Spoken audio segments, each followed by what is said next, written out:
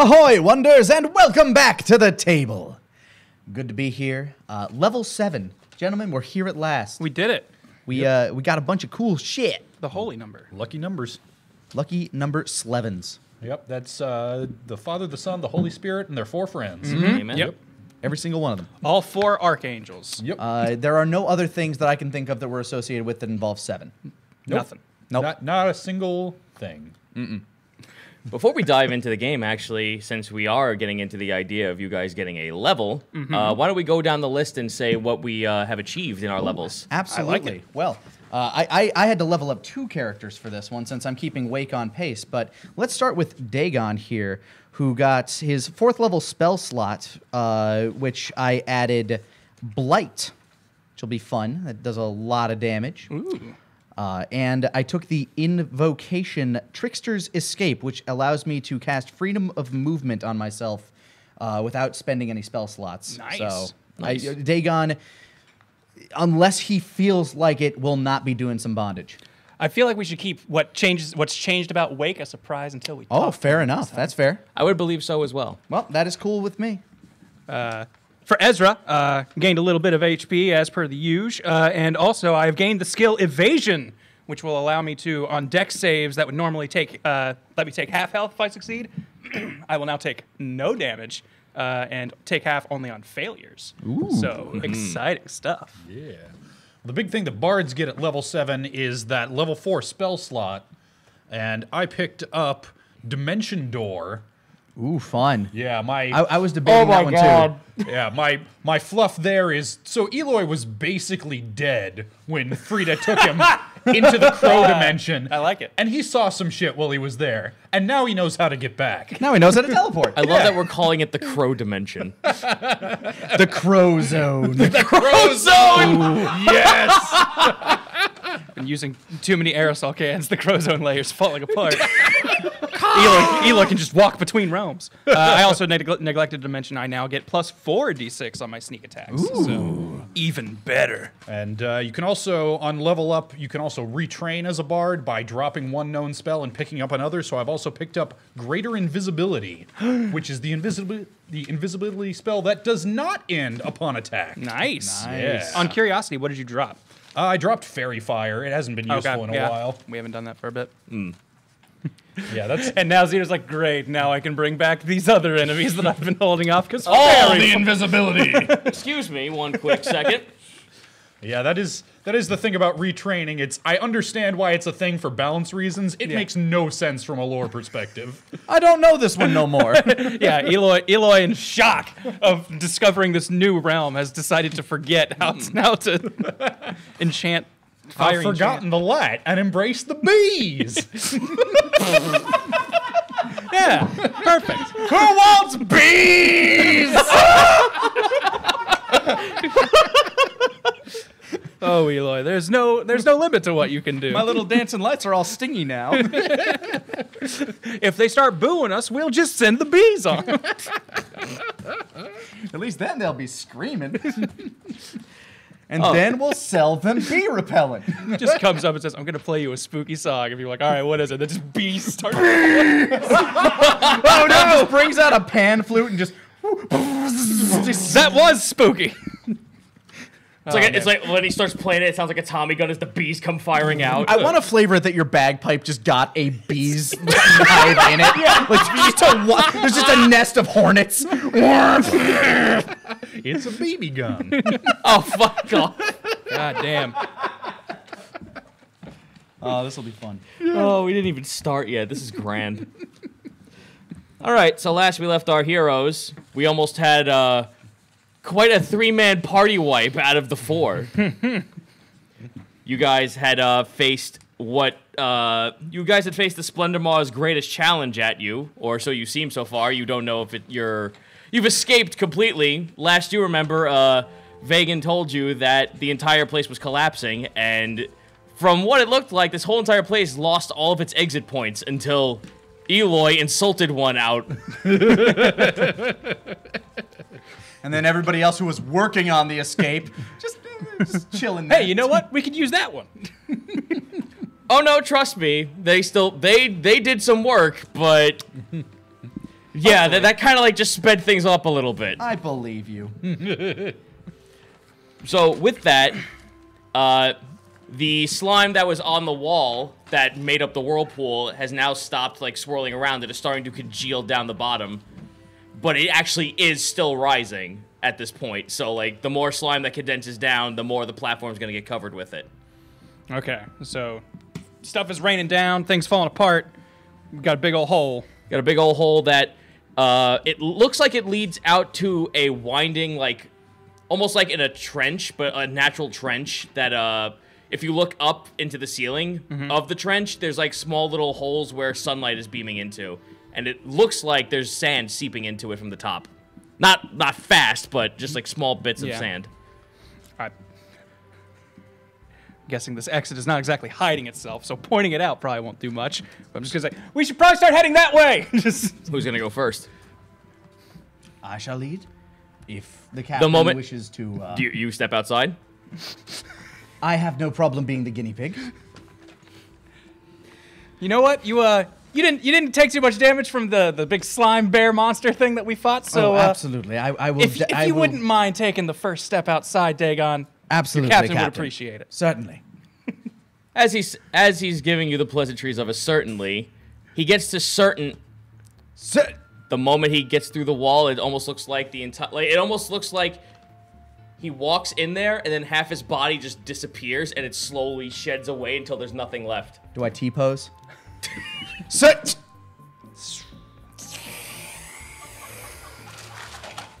Oh no, this was this was of your own volition. You just walked through thinking it was fine. You can still see everyone behind you back there. It's just that they just watched you disappear.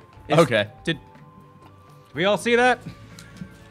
Vagan, was that you been mucking about with invisibility spells again? That's the Splendor Maw. That's this entire place is doing. The longer we stay in here, the more magical things happening. I guess he found an exit. And Siren is just sitting there petting Bleh on the head. Yes, we found, well, thanks to you, you were able to blast open a hole to at least get us outside, but that whole time we were trying to find a pinpoint to find us a way back into Eberkal and not end up somewhere else in the entire planet. Wait, that was a possibility? How do we know that exits Eberkal ways? We tried very, very hard, sweetie. Well, Lady Siren, I appreciate the effort. I guess best we can do now is just see what your work has brought. Ezra takes a step outside. As you step outside, Dagon is continuing where he left off, or a conversation that he thought was still ongoing. When you fell down, I thought it was over, but you know, I was not going to let my captain fall. No, sir. I was going to make sure you made it out of there alive, and here we are. And here we are. And here we are. You're right. Where is here? Outside, right? Where are we? I'm going to do perception. Do I recognize where I am? Yep, I need you to do that. If the question is where am I, roll that perception. Yeah.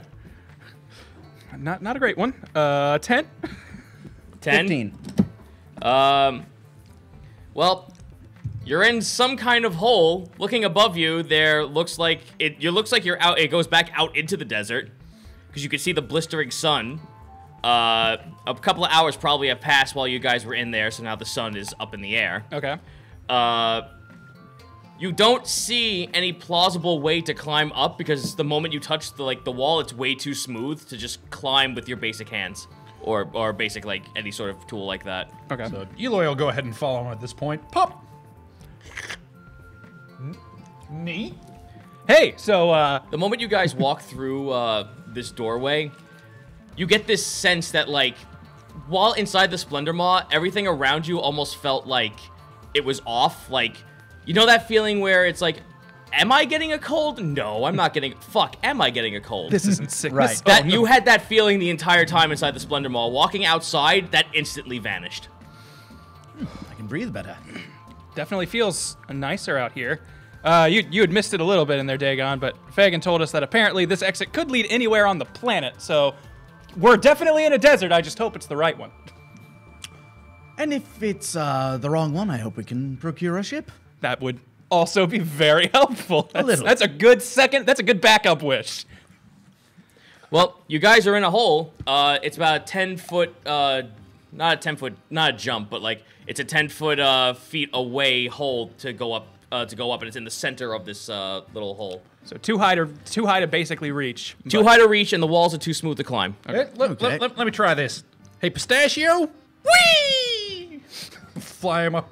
I fly up on my broom of flying. All right. Or I attempt to do so anyway. How are you holding this broom? I'm just straddling the broom and How does a centaur ride a broom? We're gonna find that out right here, right now. How could a centaur side saddle? That seems even more improbable. I mean, I've got, most people have 2 legs to hold onto a broom with. I got 4, so if anything, I feel like I'm even better off. Can I see your list for a second? Oh no, is he just gonna remove this from your hand? Oh no! I'm not taking away anything. Okay. I just want to look at everything in his inventory right now. For no reason. Look For at no reason. Look at how heavy he is, I'm guessing. 'Cause Well, remember, the thing said it had a weight limit. Yeah. Let's take a look here. I mean, the weight limit was 400 pounds, you said, and Eloy's sitting at 211 before his stuff, so he should be well under it. No, a that's very fair. light donkey. He is- Emphasize that he is a small donkey. Yeah. Like Yeah. he has a smallish. He's basically the halfling of centaurs. Yeah. Pretty much, yeah. Yeah, in fact, Okay, cool. The homebrew that we looked at would have classified me as a small creature, but we agreed in advance, like, no, that's dumb. Medium is fine. Medium Yeah. works. Yeah. All right. I need you to roll me a sleight of hand to continuously hold on to this thing for the first time. All right. fair. 8. Pistachio! It slaps you right at the bottom of the chin and hits the floor. Well, you at least know it worked because that was beyond your control at that point. So you guys watch as what seemingly looks like Eloy just slapped himself in the face with the own hilt of his broom. You okay there? Okay, this apparently takes more. This takes more doing than I had originally anticipated. I'm gonna try it again. Hold on. Gently, please. Pistachio. All right. I'll save you the sleight of hand because that was just for shits and giggles. Eloy had to learn. Yep, he had to learn. I need you now to roll me an acrobatics check. Much better. 21.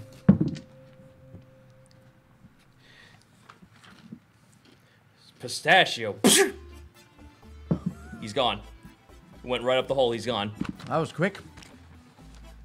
You have a rope! Eloy! You are now floating 180 feet in the air at this point. Oh my! I'm very high at this point. What? You have a rope!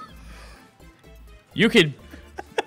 And Can I right. see him in the air? 100 feet isn't like out of vision. You can't see him out of vision, but he looks like a little speck. It is a bit bright, though. That's Yeah, fair. he has That's fair. he's a little bit of a speck in the air right now. All right. As for you, Trying to shoot him down with my grappling hook would be a bad idea. that would kill him. Yeah, all right. Almost certainly. Accepted. All right. Just hold on to this. All right. So you're up in the air. What would you like to do? All right. Now gently down, please. Thank you. All right.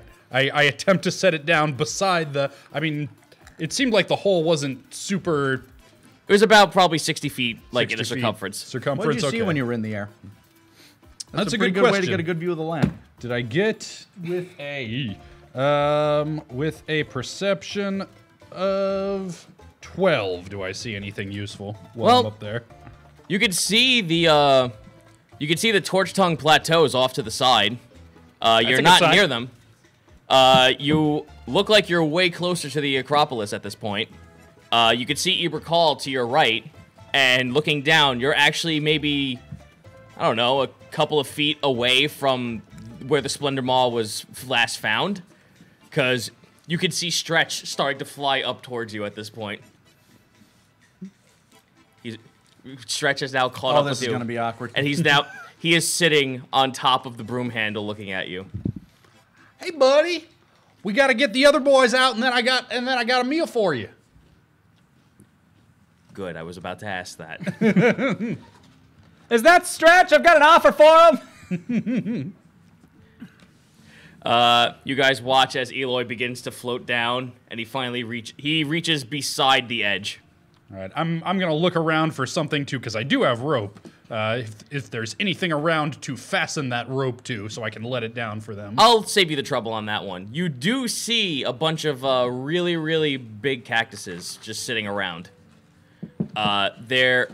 Most of them, you've never seen what these things look like, so I need you to roll me a nature check for me. 21. 21. That is the most weird, spiny rose tree you've ever seen in your life. But you get the feeling that as long as you work your way around the thorns, you should be able to attach the rope onto this thing. There's a couple of really, probably knee-high, really round ones. There's not a lot of really long ones like a tree would look like, but there are a few, but however, they almost look like they're shuriken-shaped. Like, the point is so thin, it pretty much looks like the outcropping of a star. All right, yeah, I'm just gonna find the sturdiest one I can find, and I've got a grappling hook. Just try and You latch it onto it? yeah, latch right onto it. See how that works. All right. Roll me an athletics check. That would be a 19. You attach it with no problem. However, you're not sure, and you've never seen these things work before, but you're not certain if cactuses are actually known for spinning in place the moment you attack them with something. Okay, that's... It kind of just like... Huh. Are we... I give a tug on the rope to see if it's firm. Oh, it's firm in there. The cactus then moves towards you slowly. Not dangerously, but it looks like it's shifting through the dirt with you with each pull. I'm sorry. I assume this was a plant. Are you... Can you understand me? Why are you talking? Hold on. Let's see. Okay. You see Stretch just sitting there. Why are you talking to it? I don't know what sort of thing this is. It's a cactus. Okay, is it gonna be safe if I let this rope down, do you think? You know this area. I'm a mountain boy. I'm gonna roll for him to see if he actually knows what it is, or if he has lost his degradation of time has made him lose the idea of what kind of thing it is. Oh wait, it's moving? Oh, that makes sense. It's a Gamayote. Oh, all right. They move. That's about right. Yep. He pretty much tells you that Gamayotes are cactuses that actually physically move towards water sources. So the fact that you punctured it, water's dripping out, it's moving towards the puncture. Okay. It's moving towards where the water's dripping out. So it's trying to collect its own juices that you punctured out of it. All right. That should probably be okay for now then. I let the rope down into the hole. Just imagine the cactus. No, my blood. I need that. After you, Captain. Thank you. I'll take this. I climb up the rope. Athletics check. I can do second acrobatics, story second work. story work. That's fair. Sir. That's fair. And that's going to be a 21. So with some fun and flair, I get up that rope. Fucking triple sow cow up the rope. Yeah, you Cirque du Soleil up. Just rolling it. All right. Nice to have a win one of these days. All right, Dagon, your turn. There's a cactus slowly coming towards you. Yeah, has anybody else come out of the Splendor Maw since we left? Yeah, they all came. Okay, I'm gonna let Frida go first, and Frida will give it a go. Oh, she makes it up with flying colors. I'm just going to try and identify this cactus that's moving towards me before anyone has the opportunity to tell me anything. And I apparently don't know anything. So with my 3 on that nature check, I'm just like, what is this creature? then Is it friend or foe? Greetings, I am Ezra. I am Captain Ezra. Yeah. Then I'd offer it to Lady Siren, and then I'd go before Bagan. Good call. Almarad's there with you too. He can deal as well. He's fat. I don't want him ruining this rope for me. Also, who knows? His hands might like burn it or something Yeah. as he's trying to climb. Roll acrobatics or athletics if you're choosing. Athletics is my game. That is a 15. Yeah, you make it up with no problem. Oh, look, it's moving. Thirsty little guy? You thirsty? Does it mean us? Yes, you know what it is. Yeah, I've lived here. Does it mean us harm? I whispered to Dagon as if like, should we just be talking to it like this? You know, I will say this: roll me in nature with advantage. Okay. Gonna need that advantage. That is a 14. 14. Oh, this is that pest cactus that everyone talks about. These things are actually known that if they are left unattended in a civilized area, they could actually absorb most of the drinking water within a day. I want to see something real funny. Throw a water skin down that hole while somebody's trying to climb. I'd find it amusing. You do also know that if it drinks enough water, it actually creates a separate arm that turns into a sproutling and detaches from it. Okay, so once it starts drinking, it starts multiplying, basically. Yep. I look over at Stretch. Are you still hungry? Is this like something you could eat if we tore all the spines off or something? It's not dead. So you just need it to be dead? No, I'm not eating a plant either. I want meat. Hold on. I dig out of my pack the mutant shark flank. Here you go, buddy. Wow, you actually came through, huh? Yeah.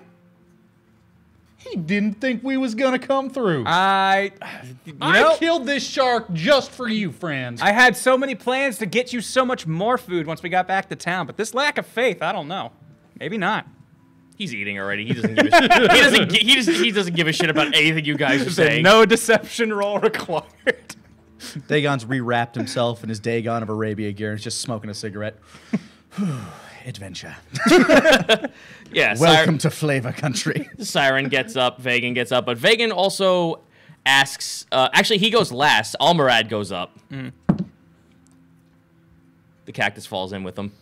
I knew it was going to happen at some point. I just didn't Couldn't know have happened when. to a nicer gin. Oh. And then you hear, as he falls down, you hear, "Get off me, please." I'm sorry. I thought somebody was in possession of a flying nightmare horse that comes out of nowhere, but okay, take the rope. It doesn't fly, it feather falls, you asshole! So is his name not as good as my broom? All right, do you need help or something? Well, there's other cactuses around. You could, like, I'm gonna roll. I think we could work together and just hold a rope for them. Yeah, you pretty much do that. However, Vagan doesn't go up. You get Almarad up.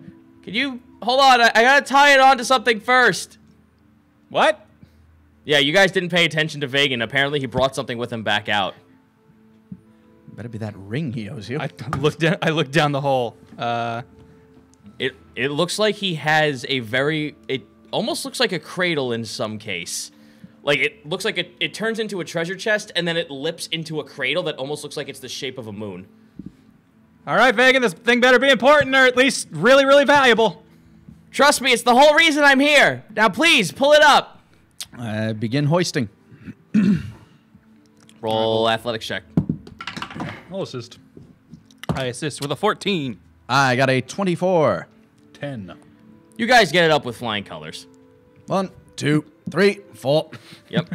Curiosity tax. I look over it. Did we pull Vagan up with it, or?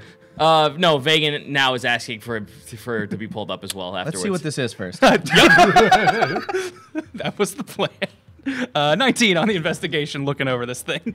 It looks like it has a slot where you can open it up, almost like a chest, but it also looks like there's some kind of mechanism on the inside of where the cradle piece is that you need to initiate first. I think it's a sculpture, and I think the theme is that babies are the greatest treasure. Good modern art piece. The moment you touch it, it almost feels like you touch it, and then all of a sudden you get like this flash of vision, almost like you're walking through a field in autumn. Is this what? All right, let's get Vegan up here. I'm now actually curious about this and not exactly in a position to just try and open it without asking about it. If this was your reason for coming here, I guess you know a little bit about it. I attempt to help him up. Yep, I Vegan. will follow Ezra's lead. Yep, Vegan gets up. He looks to you all. Oh, thank you so much. I just needed to make sure that this was out before I could investigate on it and make sure it is the genuine article. Absolutely, but before you get to that, I believe there was a promise of the return of a ring that you Oh, found. yes, of course. He hands you the ring with no problem. There you are. Thank Investigate you very away. much. Yeah, and I just step aside and basically just motion towards the thing he had. All right, let me take Are a you going to look. equip that ring now? Yes. Okay. Sliding it on. Ring of free action. Yep. Actually, why am I erasing this on my old paper? I brought a new one for this very reason. That's even better than extra attack, because like you can choose to do anything. Yeah. Oh, I finally found it after all these years. It took me so many realms to hop, but I finally found it. Which realm is your favorite? Oh, I'm from Pan originally. Never been. Meanwhile, everyone else sitting there is just like, what the fuck? Like, Siren and Almarat are just like, the fuck, realms, what? Yeah, it's a whole thing. Just some people are from weird places. Chicks from a weird one. I was Frida, where did you take me? When I was in the thing and then you made me not in the thing anymore. Thank you for that, by the way. I was in a weird in-between place. There was feathers. I remember feathers. I know a few brothels like that, but I doubt it was the same. I was uncertain if it would work myself. It was a flight of fancy idea, but I basically had... Hold on. Oh, yeah, that's what it was. I was just writing it down in here. I've crossed you into the font and brought you out the other side. The font is a place where there is no God, there is no life, there is no death. It's just there. It's a purgatory that exists outside of the entire realms. Yeah, those were all the exact words I was searching for. Yeah, I'm a ponder on that some. That was weird. To make it simpler, I pulled you into nothing and out of nothing. Are you my mother now? No, Eloy, I don't wish to. I don't. So wish to this have cradle children. thing we've got here. Meanwhile, in the other conversation. Yep. Just hears, "Are you my mother?" And Ezra just turns around to Fagin. so Dagon's watching this Freudian mess happen. Frida's just like, no, Eloy. Okay, I like my first mom, I can't- Peoria. She was nice. I can't. More. Yeah. I can't conceive in any case. Yep. I was about to say I'm sorry, but you like different things, so maybe that's okay for you. I don't know how you feel about that. It's a real. She just looks to you. It's part of what keeps me tied to my God. It is part of my religion. It is part of my culture. All right, well, it makes you happy. Gives you purpose, I believe is the word you're looking for. Yes. not my thing, but I like it. Vegan is constantly like just patting down the cradle, pressing on the inside. It looks like there was supposed to be a fabric in there, but it's just a sleek bit of stone. Can I, like, would it be investigation for me to just watch what he's doing to see, like, exactly how he is manipulating this thing, just in case, like, he opens it or something happens so I can repeat it? I mean, you're watching him as we speak. Okay. The only reason you would want to do an investigation check at that point is if you're actually helping him. Okay. I will volunteer to help. I'll be looking this over and just trying to, like, point stuff out and be like, so what's this? With a 19 on investigation. Okay. Vegan's not really getting all of this. He's too excited. He's almost like, you know how like when a goat twitches and brays about and everything, he's kind of like doing that with his legs. Like, yeah, I got it. It's mine. Yeah. Ezra, while, not going to try and, like, swipe this from under his nose, is just like, You I'm can't. curious. This thing is fucking heavy. Yeah, exactly. You're just touching and prodding this thing now, and you see that there actually are a few buttons of what looks like a little bit of stone carvings that depict the seasons, but mostly inside this is a bunch of things that just show autumn. Like there's depictions of dead leaves and trees on the inside. So when I touched this, I kind of sort of just had like a weird mental vision of like autumn and fall. Is that part of this thing's enchantment? Just want to make sure I'm not coming down with something. Oh no, that's actually exactly what I'm looking for. You see, I'm doing a little bit of investigative research. There's tellings that there might be more than just Selima and Brooklina when it comes to gods that have something to do with the weather and the change of heat and cold. Are you not... Do you know much about the gods that you would be able to piece it together? Oh, I can certainly give it a shot. I don't know anything from that one. Natural one! One is hot and one is cold. Oh, okay. With you so far, I think. If you say so. Yeah. All right. I guess you could come to that conclusion. Well, see, that's the one thing that there's more than two seasons, and yet there are none that worship the seasons that have none. I think there are sleeping gods. Okay. What if Risk could become the god of autumn? Ooh. If that's a thing that there's no god He for looks yet. he looks at you and like sneers and like glares his eyes at you. Like you just committed heresy of the greatest crime. He just stopped and looked at you with this dead, angry stare. You've never seen this man give this expression before. No, it's fine. He's nice. Insight on that real quick.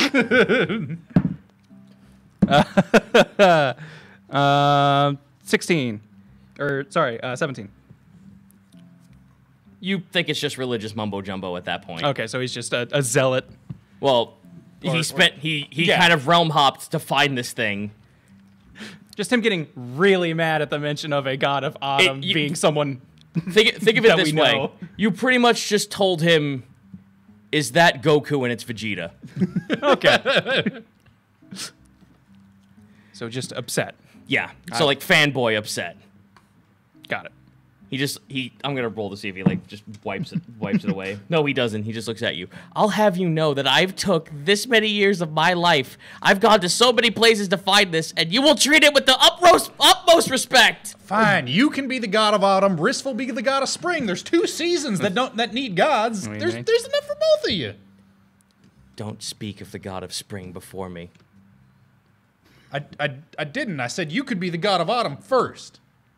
I'm trying to understand the rules here, and I feel like I'm tripping over everything. Ezra pulls Eloy aside. I think he just really doesn't like the god of spring, and Well, based on this conversation, you just devised that there is none. So this might think of it a little bit harder. This looks like he's very attached to the idea that he wants to find this Lord of Autumn, that there is none. I think he wants to be the god of autumn really bad, and I think that just makes him hate spring. Oh, that's right. Oh man, It's kind of a dichotomy thing. That's just what I'm guessing. I don't know. he's Almurad whisper. just like rubs the inside of his ear with his finger and then just looks at the wax and flicks it up. No, that makes sense, because I know that a lot of the folks here at Iberkal are really not too fond of Brooklina, and she's the goddess of winter. Yes, they don't really like the cold around here. It's a shame. It could do wonders for this place. I agree. That's one of the reasons I left. Speaking of which, hot as hell out here. Yeah, it's a little warm. Oh, well, until your business is done with this, we'll have a little bit of discuss. But until then, you watch as Siren kind of like snaps her finger, and a little bit of an overcast is just above you guys, and it starts raining. Thank you. By the way, my lady, what exactly is a pirate lord such as yourself doing out here without a crew? Oh, my crew's here. I just like to slip away sometimes, keep them on their toes. As a good captain should. They're very protective, and due to the nature of my mission, I'd like to be a little bit covert and hush-hush with what they're doing. Well, I can respect that greatly. Vagan finally like starts pressing around with the buttons. He finally hits a few. You hear stones like churning. He actually lifts up the entire set of the cradle. The chest is what remains.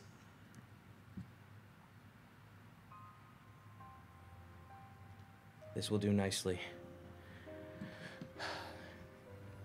Expecting? He will not. Well, he just looks to you. Haha, very funny, but he or she who does not have a name will have one soon enough. And it's all thanks to you. As a token of my thanks, you could have this treasure. I don't need it. Oh, well, by all means, we'd be happy to. Insight. Dagon doesn't trust this for a second. Let's see, hold on. 19, modified 20.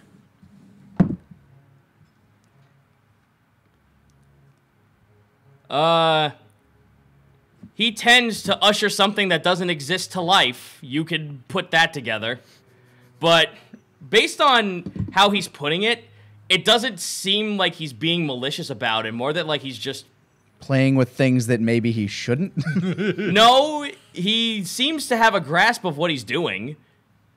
He told you he realm jumped from all over the place to look for this, and he's done research on it. Wrote to hell in good intentions and all that. Yeah, Well, I mean, basically. you could still feel that, but Vagan looks like he has a very good head on his shoulders when it comes to this. Okay, so means no ill will. We're not sure what he's. You don't know the level he's meddling with. So it's like he might not be malicious about it, but this might come back to do something. But this offering this treasure does not seem like and this is where I pull the wool over there. No, he was very cooperative in giving you your stuff. He was very when he found out you guys were looking for something that was close to his aim, he was just like, look, let me just tag along so I can at least get my job done. Touch nothing but the lamp. You seem a religious fellow, Mr. Vagan. I guess you could call it that, considering that, there's no religion to be made just yet. That's where this is all coming into play. So I guess I might be. I'm just more curious than anything. Yes, their friend. I know him as well, this Risf fellow. He is quite devout to all of the gods. Rather Wow, that's unhealthily. Yeah, that's actually kind of silly. He would do untold damage to himself if the gods even knew about that. Funny you should mention that. I think they have a story to tell you. But with what you appear to be intending to do, perhaps somebody with a religious background would be able to assist you in such an endeavor. I mean, if there be anyone you'd want to ask about what the gods are doing or how this would work all together in tandem with them, he'd definitely be the guy who'd know. He has Oh, I'm sure. I would believe you, but if we actually knew what this god was about, my lord who lives in the Archfey will actually know more about this than anyone else.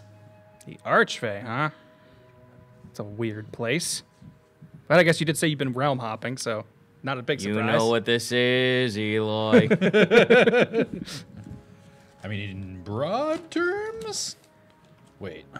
Oh shit! Remember that little shot of hit, and remember that little trip you had? Yeah, that's right. The, That name instantly pops into view the moment that kicked in.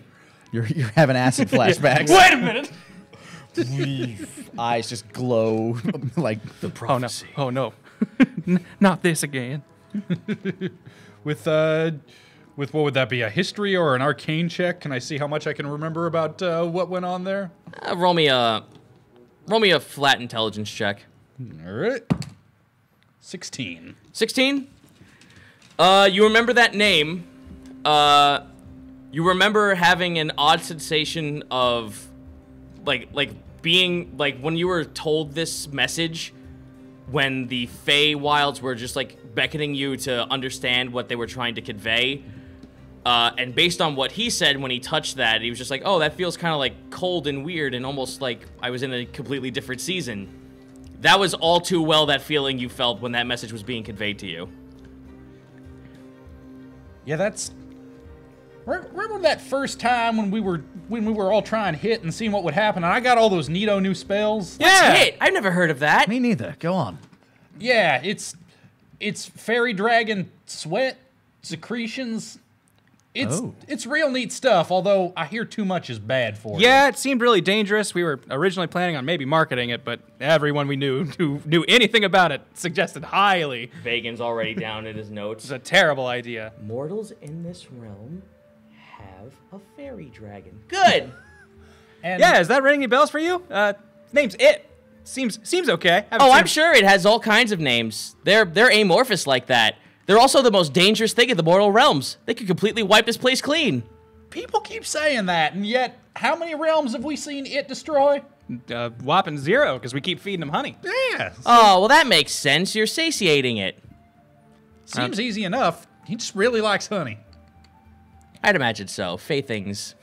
Sometimes Fae like sweet things. Sometimes Fae like the taste of blood. Sometimes they like rocks. It's crazy. Do Fae dragons tend to be, I don't know, loyal, fickle, anything? Oh, fickle. There's no such thing as loyalty. Great. I'll keep that logged away. Just checking. Ezra. He's our baby boy. Ezra seems concerned, but like kind of like I should probably deal with that. I'm sure it's fine.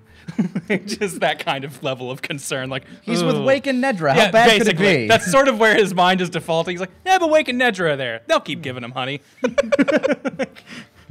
Wake has his bowl in his room. Also, people keep delivering cryptic warnings of doom, but nobody seems to have a better solution than feed it honey and hope it doesn't destroy us.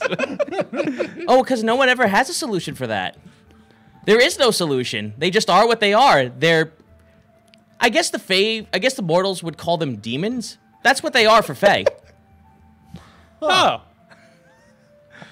I mean, It's just a label. Yeah. Not even the Fae could control them. They're pretty much what could absolutely destroy them. Has anyone tried just talking to these things and being friends? Yes, plenty of times. I'm guessing it didn't go well. I mean, like I said, they're fickle. They could be your friend one day, and they could be complete assholes the other. How many realms have you seen wiped out by Fey dragons? Oh, none. I've only heard stories. See, this is what I'm talking about. This could all just be propaganda. It is a lot of hearsay that we're catching. I don't know. I would believe the Archfays, though. They are one of the oldest living creatures in this entire universe. So they say. Who's been there the whole time? I live there. But you just said they were some of the oldest creatures. Were you there for that? I think not. Ezra's. Well, I am 800 years old. Oh, well, all right. Maybe you've got a couple of years on me, I guess. Oh, wait, no, I'm sorry. I forgot the extra 0 at the end. What is that in mortal terms? Thousands? I'm having a very hard time believing you, but We are the Fae. We're tricksy like that. I mean, I can confirm, as half Fae, we are quite tricksy. Well, all right. Story seems believable to me, but Well, it seems believable at the same time. If he is from the Fae, you can obviously tell that Fae are tricksters. Anything Yeah. they say could be or could not be true. Yeah. This whole time he could be just feeding you bumpkus and you wouldn't be knowing it. he could be summoning a doom god with this cradle, he very well might be. But he did hand us a flashy-looking box. which is really what really. Why we came here, really? I'm just really curious about that. you know what I'm curious about? I check out the cacti. How are they handling this this sprinkling of rain that Lady Siren conjured? I'm betting a few more have shown up. No, they're growing. They're slowly growing. Oh, that's nice for them. I look For over. now. Yeah, I was gonna say. I look over to Dagon, who has lived here. Is that gonna be a problem? Eventually, they'll send out a crew. They'll purge. Okay. It's not my problem. Roll a nature check. Or at least they should. If they don't, it's their own damn fault. Nature check. That's a 9. You remember that there were once a sect of people in the city, in the mortal ring anyway, that took care of shit like that. They'll probably come out here at some point. I don't know if they're still alive. So with that, Vagan is pretty much he's now just overjoyed with having Yeah. his toy. He gives you your toy as a reward for all of this. Captain, would you like to do the honors? I would be happy to. I open this chest. Or, well, rather lockpick it, I guess, to make Oh, sure. no, I you can open it still. Okay, cool. Good, because that was a terrible roll.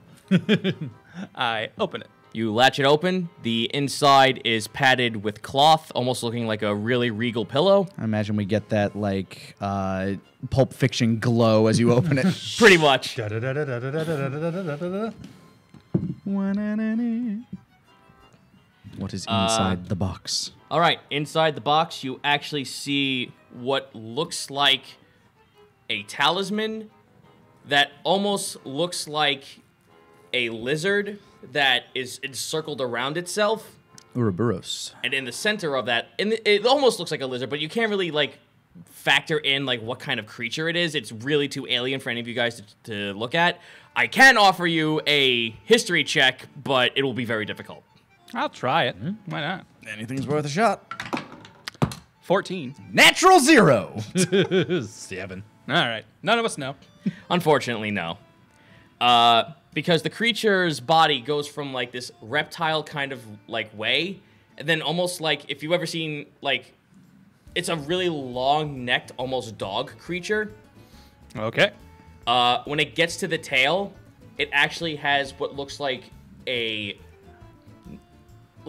pixie or almost like some kind of child with wings that hangs down from its mouth, not like in a mean manner, like almost like how, you know, when a dog picks up a puppy and holds it up by the scuff? Right. Yeah. Almost like that. All right.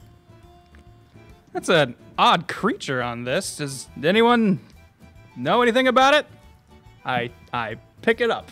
Anything happen?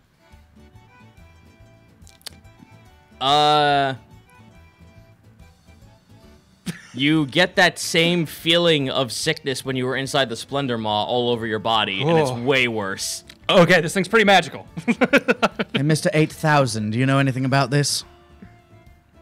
No, but I could give it a look. Give it a Please, look. by all means. I hand it over to it with the Fey sickness washing over me. Yep. You just feel your body completely overcome with cold. Ugh. All right. Despite my Fey ancestry, do I still feel sickly, or am I just like, oh, I know? Oh no, you're not getting the most of it. Like he is. He feels like has a fever right now. Okay. We're all technically Fey creatures. Not you. I'm a different sort. I'm not from a You're Fey magical. realm. No, you're I'm an celestial. angel. Yeah. You're a celestial. All right. Let me just double check one quick thing here.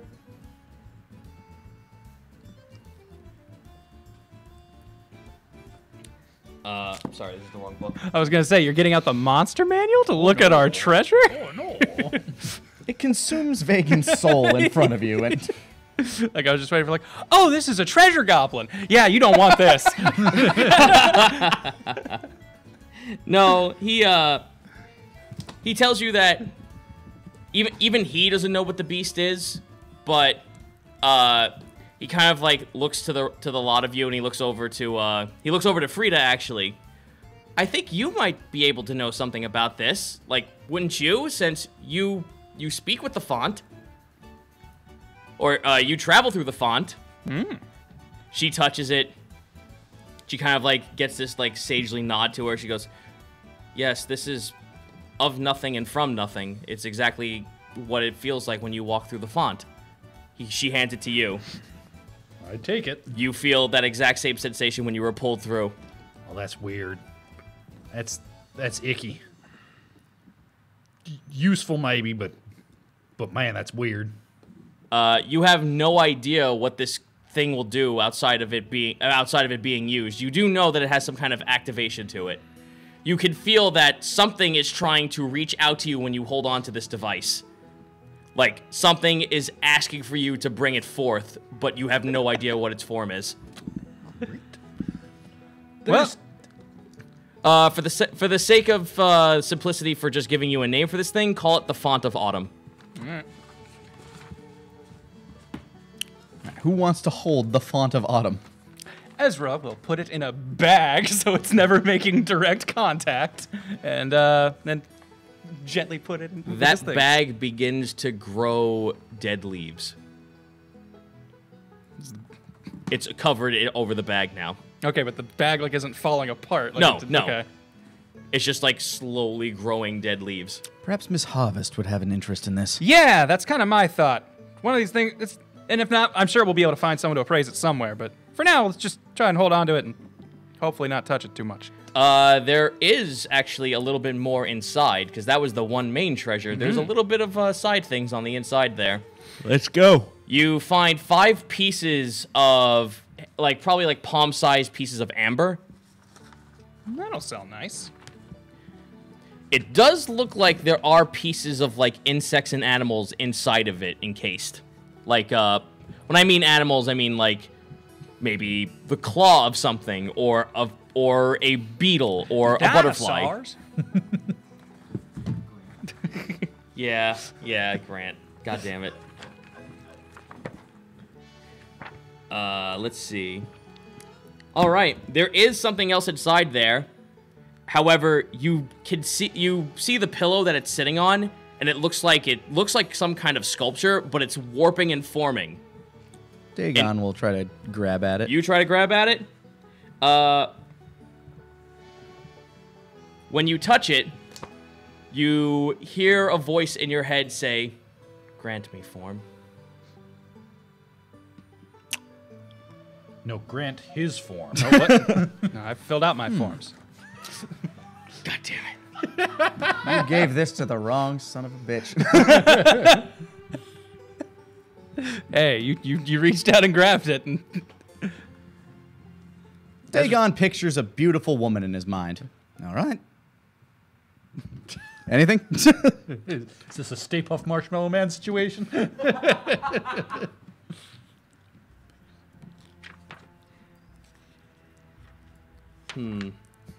it's like I hadn't really. There's no fallback for this. I know. Most people No, think, there's something in here. You don't get a woman, but obviously I you're don't get a woman. But you Ain't that life, fellas? But you get something like what you were thinking was you wanted something that you desired. So So as you touch it and you hold on to it, it starts to form in your hand, and almost you can feel like you're picking it up. You guys watch as Dagon picks up what looks like a pair of gold glasses with a weird blue film for the glass. Okay. Not quite what I expected. I put them on. You have just picked up the Eyes of Charming. These crystal lenses fit over the eyes. They have 3 charges. While wearing them, you could expend 1 charge as an action to cast Charm Person Holy shit. Uh-oh. on a humanoid within 30 feet of you, provided that you and the target can see each other. The lenses regain all expended charges at dawn. Oh, damn. Fuck. Oh, no. Eyes Dagon's of charming. Dagon was the worst person to give this to. All right. The form you wished for was for everlasting desire. Apparently. Shit, did you hear that voice too? I was going to ask, can any of us hear what he's hearing? Nope, you didn't Okay. hear a damn thing. You just watched him pick up a pair of glasses. Those look spiffy. Yes. Quite stylish. Yeah, you look very dapper in them, I must say. You look Thank like you. a dude. You look like a dude who's coming out of a 3D fucking film. Yeah, but that charm is they're just blue is working on lenses. Ezra. Like, it's not so much he's like, whoa. He's just like, I imagine they're like a nice frame. Yeah. They fit the face well. They look good on me. Ezra's just like, I think I could listen to this man. Like, those glasses definitely, I don't know what it is, but they just definitely tell me I can trust you. Yeah, did Chick hear that voice at all? Nope. Oh, weird. Even with that psychic connection. Nope. Archfey, my dude. You don't fuck with him in this world. By the way, that the DC check on that is that the person, even though it is 3 charges, the person only has to beat a DC of 10 in order to succeed it. Oh, shit. That's the drawback. Yeah, it's not a very powerful charm. I was hoping it would be off my shit, but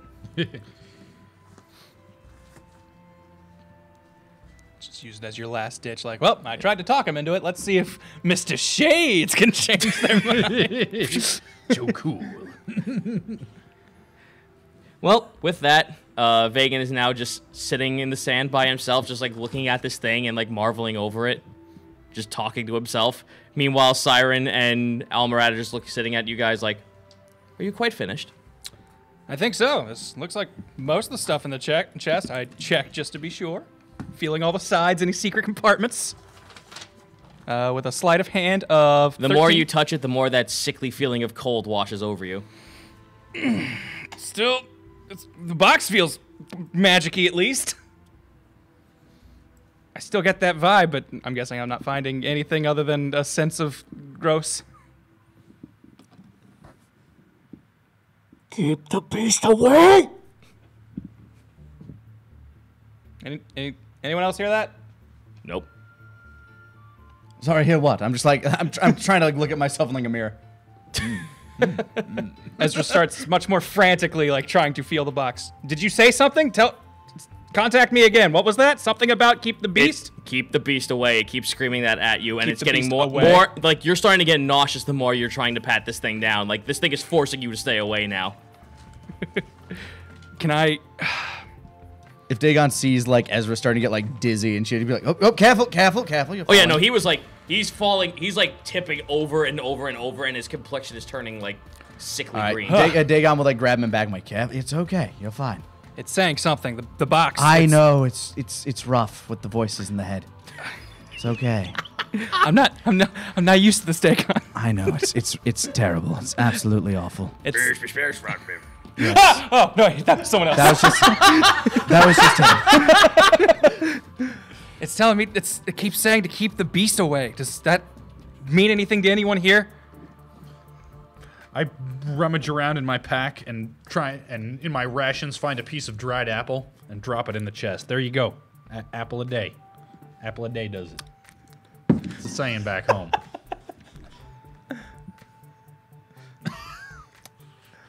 The apple melts away into the pillow and sprouts forth a small seedling of apple.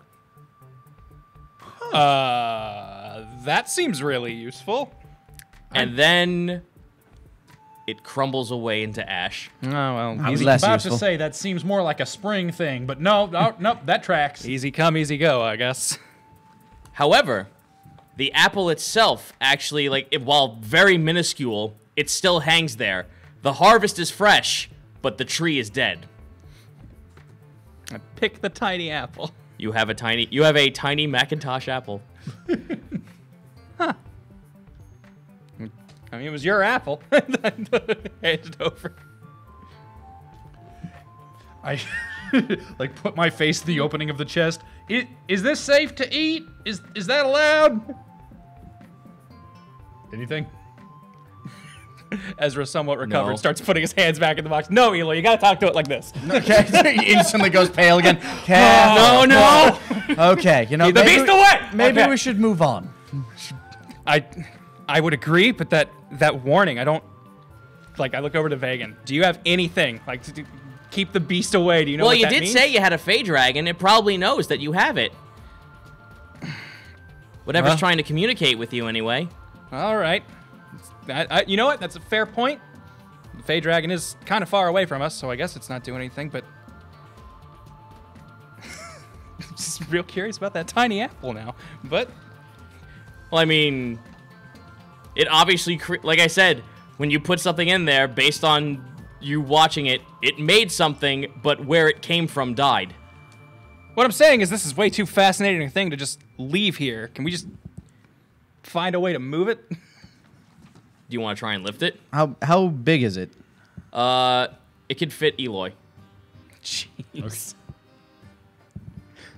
So if I were to get in there, no, that seems like a real This bad seems like idea. a terrible idea, Eloy. Don't do it. Please, Big let chest Vagan for try.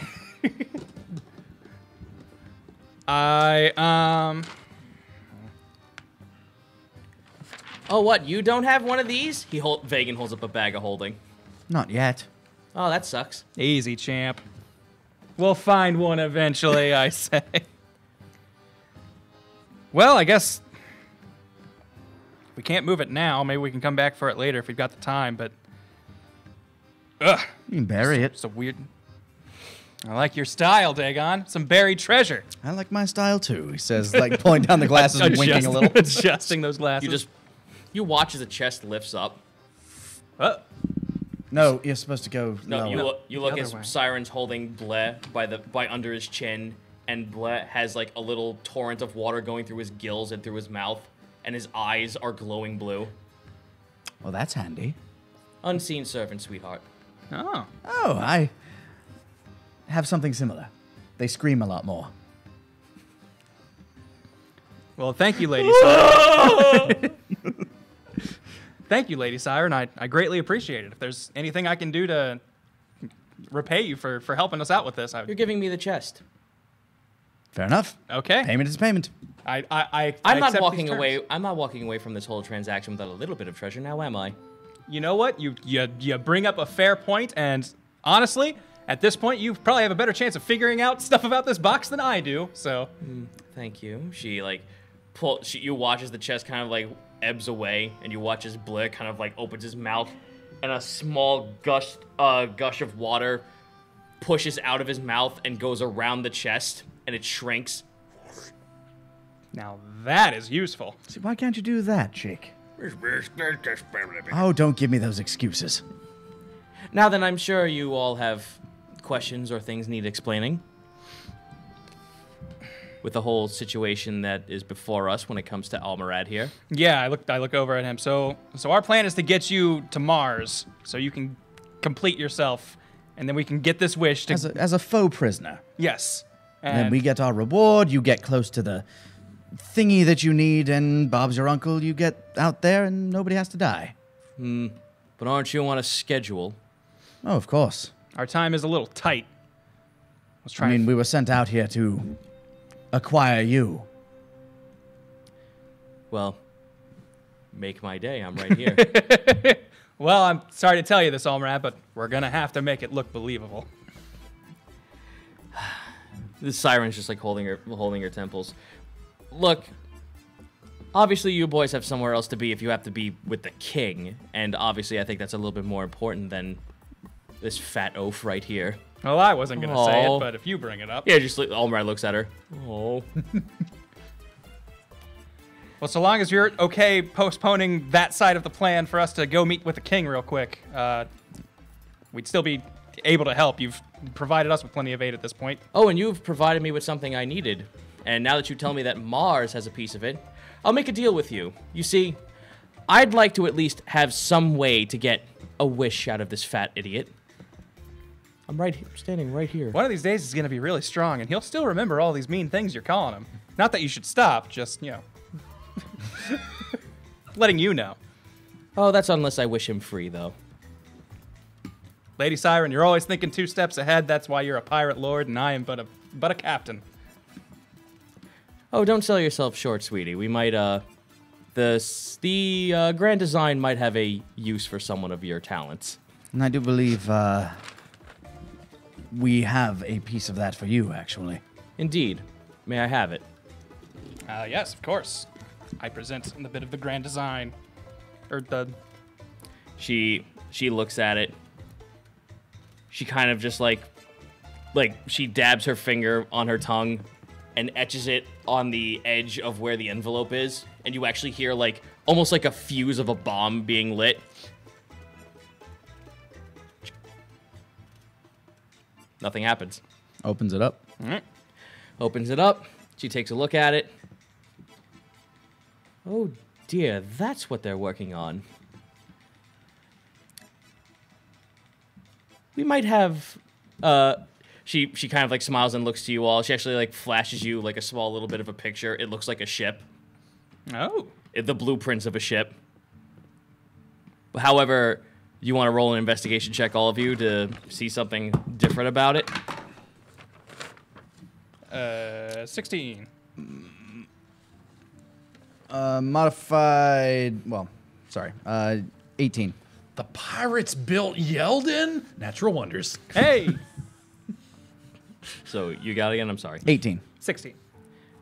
There are 2 very large exhausts at the end of it, and what looks like, almost like where a sail should be at the top, the sail drapes around the side of the ship itself.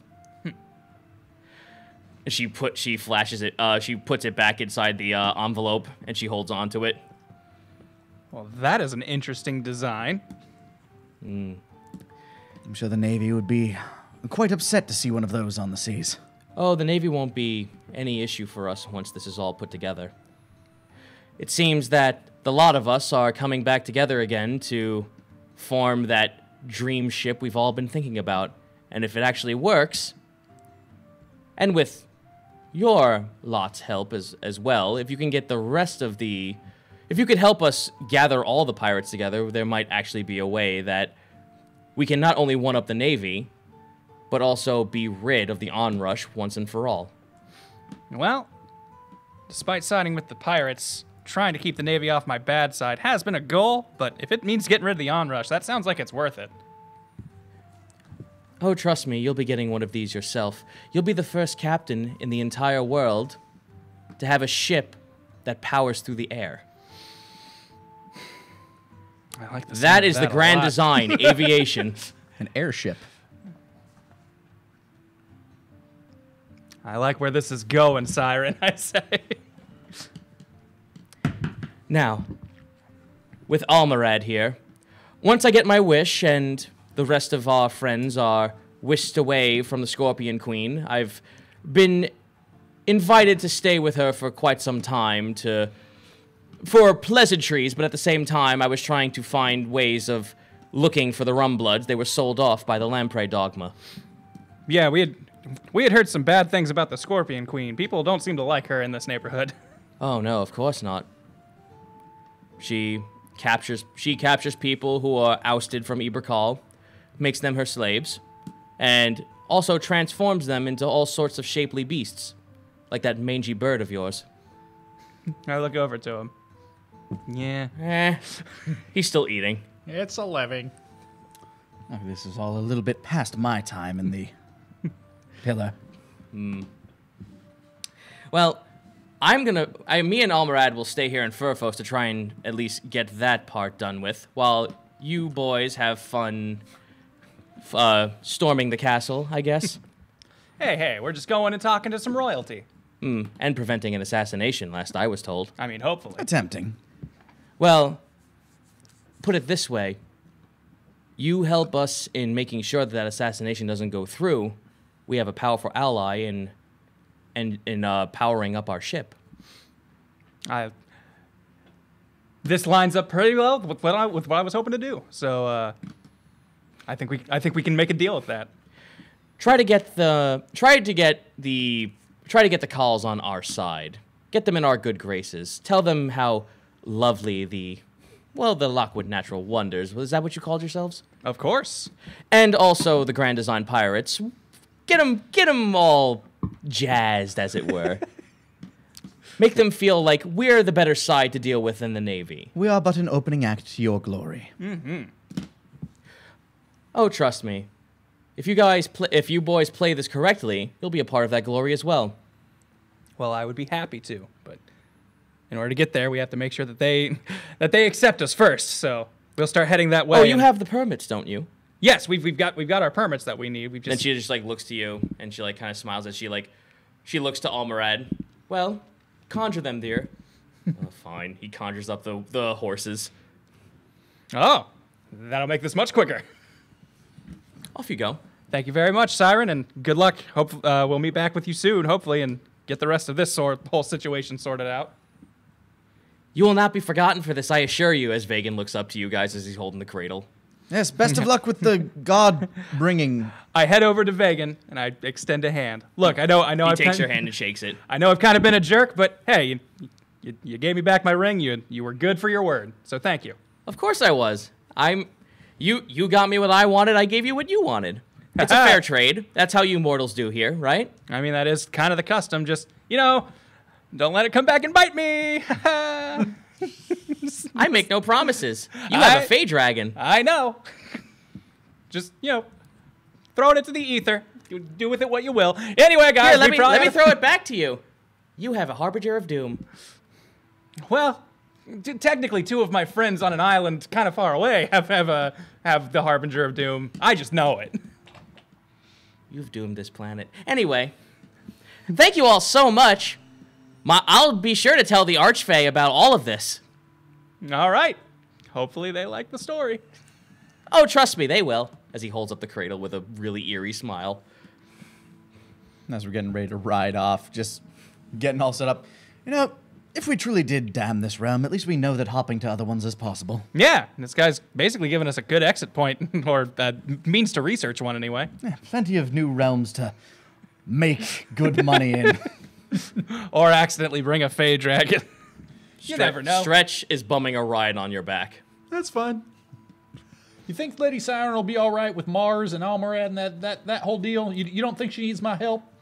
I mean, I was just worried I might have to get my ass to Mars. God damn. That was a good one. We Bravo. can take a break here. We'll be right back after this. Welcome back to the table. So I mentioned this as we were out taking a little break, but I know they're called the Eyes of Charming, but I'm calling them on my paper the Shades of Sexy. So Okay. Just so long as you know what they are. yeah, Yep. they cast Charm Person with a really easy DC. But what if I... They cast Charm Persian. They only work on. They only work on mouth evolutions. Very good. So at this point, you guys are given a Phantom Steed that will last for a couple of hours, which will get you to Eberkal at this point. Okay. Unless if you want to go fuck off into the desert for any unforeseen or unknown reason. Well, now that you mention it, we're probably just going to go straight there. I mean, there's that one tomb that we were We were thinking debating about, but raiding, but You could go it'll back be, there it'll be once. there. Yeah, it'll be there. It's not going anywhere. Not like the Splendor Maw, which now you guys... which has gone somewhere. Yeah, so remember when you guys saw... You were actually just a little bit of ways from it before. You saw where that platform was and the center of it where that little, like... what is it? What's a good way to put it? Like the... Gazebo. Like the Okay. like the stone gazebo that was Yeah. the entryway that you went inside. That's gone. But the pathways are still there, like almost as if it's going towards like a center of somewhere. But the water's gone, the font of water that's spinning around it is gone, and the gazebo in the center is gone. Makes sense. So you guys head back to Eberkal with obviously no incident. Not being of the right body type to mount a Phantom Steed, Eloy's going to take the opportunity to practice at a safe hovering height, traveling on the broom. Get to know its limitations, what it can and can't do as we travel here. Well, remember when I said you went up 180 feet? That was because that 20 was underground. You can only go up to 200 feet. Okay. Okay. So it's locked to land. Yeah, pretty much. Topographical. Yeah, probably want to stick closer to like that 100 Only mark. fly Just, over Kansas. So imagine, if you will, like Eloy's hovering over it. You guys get to like a small little sand dune, and like out of nowhere, yeah. Whoa! Whoa! This broom is so fun! Yeah, like it's so disorienting for you since you're doing this for the first time or like the second time. You don't know that like the earth is actually what's keeping you grounded on that scenario. So the more you dip down, the more you're gonna go with it. Takes a little trial and error to figure out what exactly the the deal is here. Yep. And you take up the entire broom. That's about as long as it is. So the only way that anyone else could gain benefit from this is if they're riding on your back. Or you tie a rope to the bottom of it.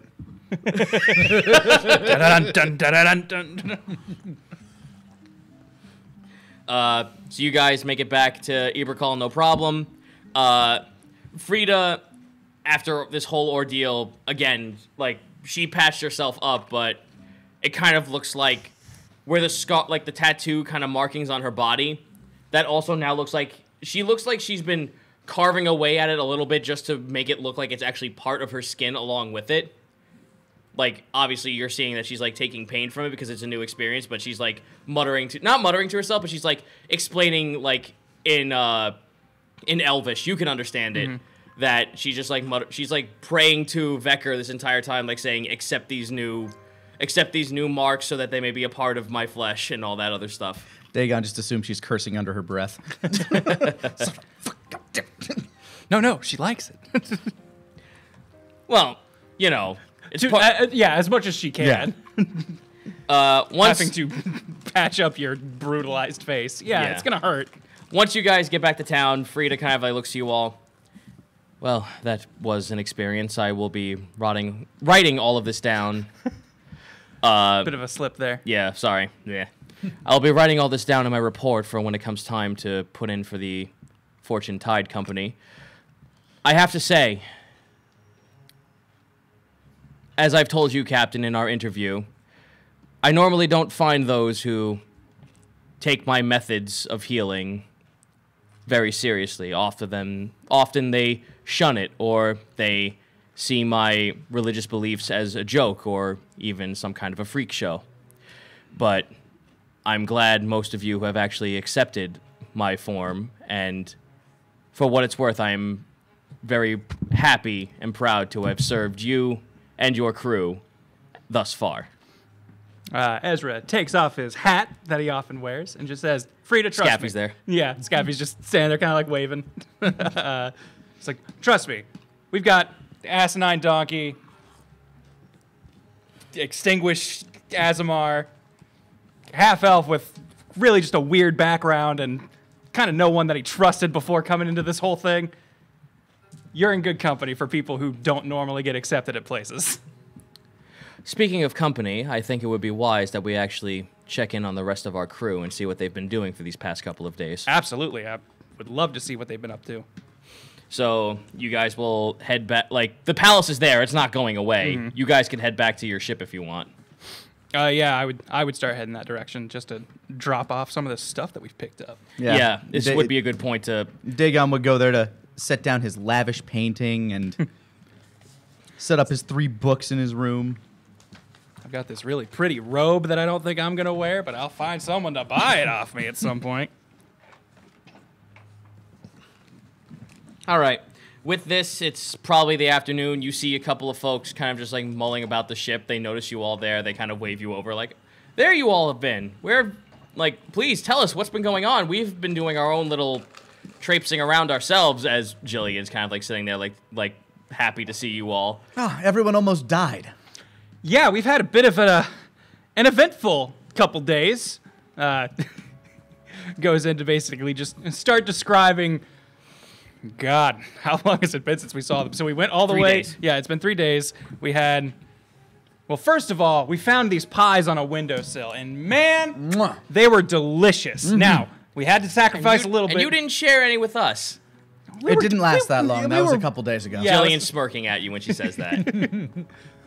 Look, we were under pressure. Lots of things happened, but trust me, next pie we get, I'm bringing it back for the whole crew.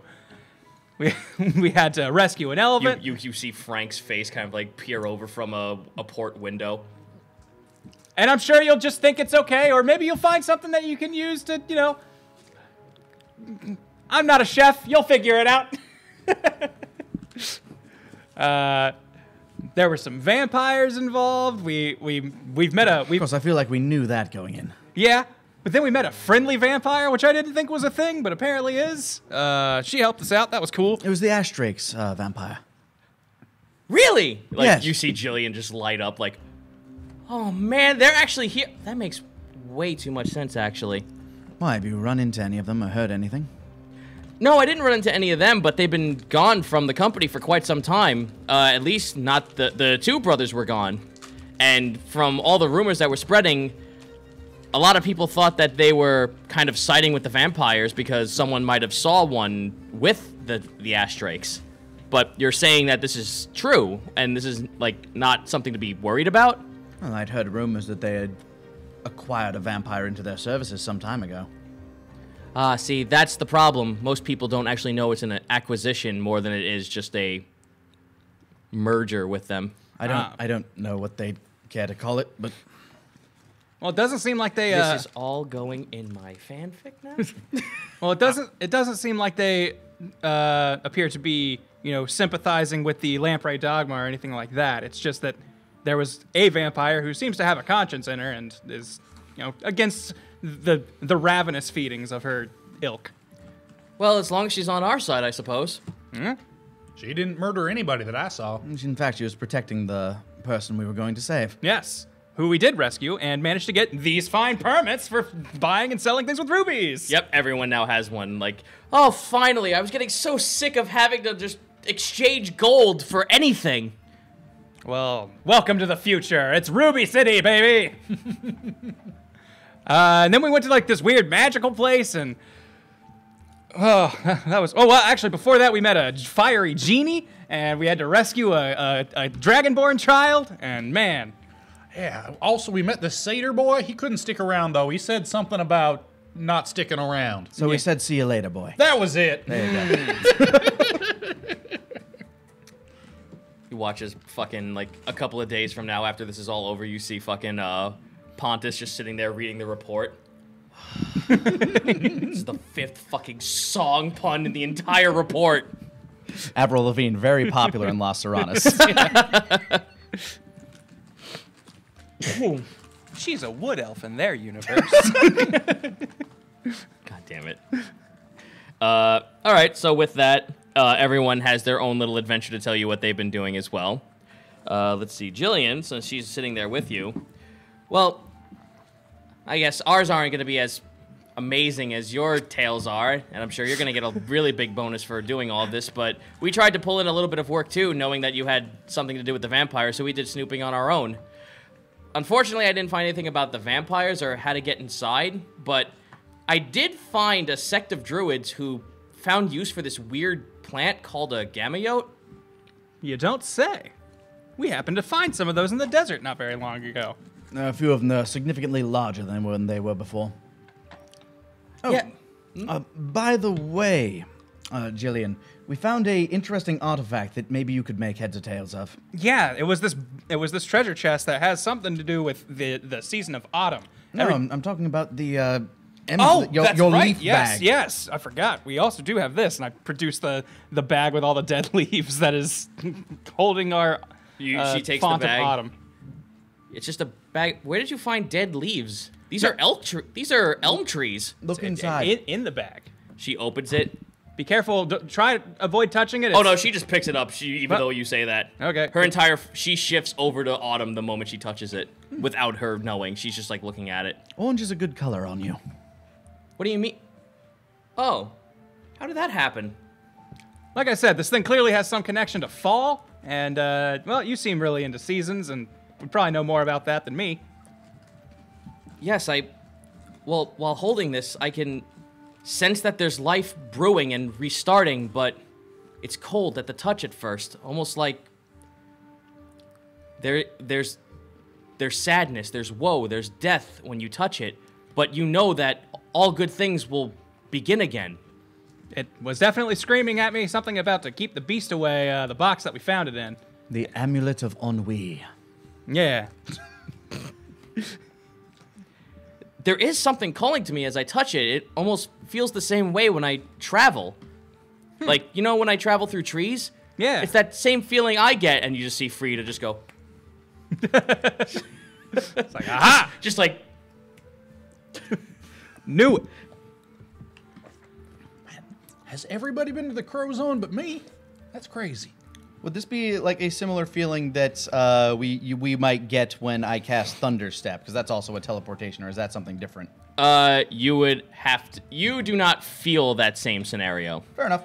This is, whatever has been happening here, elves and anything that's been tied to the Fae have, like, a similar feeling to it. Like, they know what's up with it, and they're not as shaken as anyone else would be.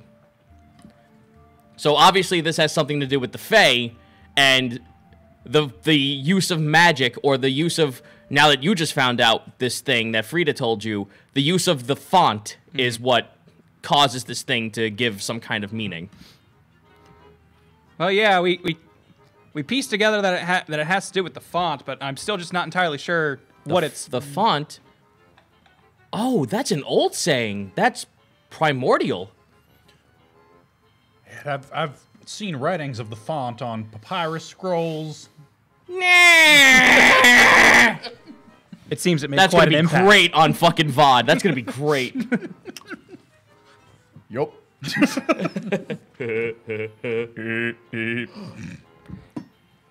But yeah, we're hoping that maybe we can find a use for it. But honestly, every time most of us touch it with our bare hands, the you get the Fae vapors. And No, The the vapors. vapors. glad you both picked up on that setup. The episode of puns. Yes. That's a the portman- only one. Yeah, this is a portmanteau, less of a pun. Yeah, fair enough. That's But- actually a good name for an episode. Portmanteau. Fuck. Anyway. Well, Usually when we make him, Zito gives me the portman finger. I mean, what's stopping me? I'm going to see if she can get a grasp on it. She cannot, unfortunately. That's about as much info as you're going to get out of her. She says that it feels similar. It has the same emotions that you would have from Autumn, that there is death approaching, but from that death, something good will come from it. Hey, yeah, speaking of, Eloy, you still got that tiny apple? Oh, yeah. Wait, what do you make of this? Normal apple or magic-y? I've never seen an apple like this before. It's So the box this amulet came in, we put an apple in there, and it like shriveled away and disappeared, and then a small apple sapling appeared, and this dropped off. well, has anyone tasted it yet? I was afraid it'd be covered in fey magic and might just leave me sick, so I didn't. Plus, it was Eloy's apple, so I figured it would be, if anyone should eat it, it's him, unless he Well, doesn't want it. Do you mind if Go for it. I was having the same thought. That if you want to Frank? be the Can guinea you make pig- us a small pie? Ooh, the tiniest of pies. Just a little pie. I'll make the tiniest pie you ever did see. As she throws it up to him and he catches it. Between his index finger and thumb. Yep. It, Thank goodness I brought all that tiny silverware. I was worried we wouldn't have a use for it. well, in any case, as I was saying, when I went to this druid sect, the gamma yod that they were working with, the juices that are actually inside these things, they found ways to actually make them more life-sustaining and give all kinds of benefits, like temporary boosts. We can make potions out of these, even like better healing items out of them. Oh, that'd be great. Interesting. I wasn't able to get much because they all wanted to trade in rubies, but I was able to get samples. I have at least 5 bottles of moderate healing potions. Ooh. And she hands 3 off to you. So 1 for each of you. Thank you. So you have just found out that these plants, when they're swelled with water, they can give some very interesting boons if cooked correctly. Or alchemized correctly, I should say. Prepared. cooked like Walter White does it. Charlotte, hearing all this commotion, comes out from the ship and meets up with you guys. She'll regale you what she's been doing this whole time. Unfortunately, we were not able to really shop for anything because I really don't have that much money on me or any currency that they would actually accept. We were lucky enough we were able to buy food for these couple of days. I'm sorry. No, that's not your fault. Although I did receive a really weird dream about 2 nights ago.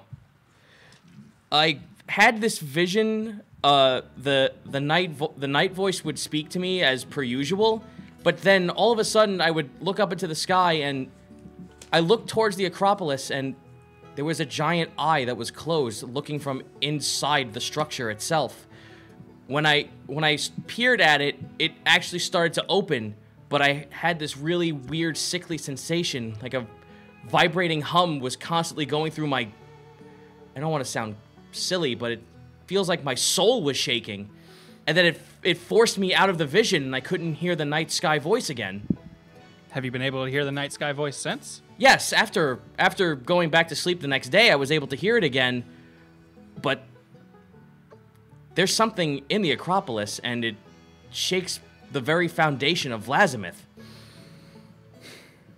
Well, it seems like everything's kind of leading to the Acropolis at some point because we've got the king being what's the word I'm looking for? Assassinated? Well, it's his Coronation. coronation. Yes. Coronation.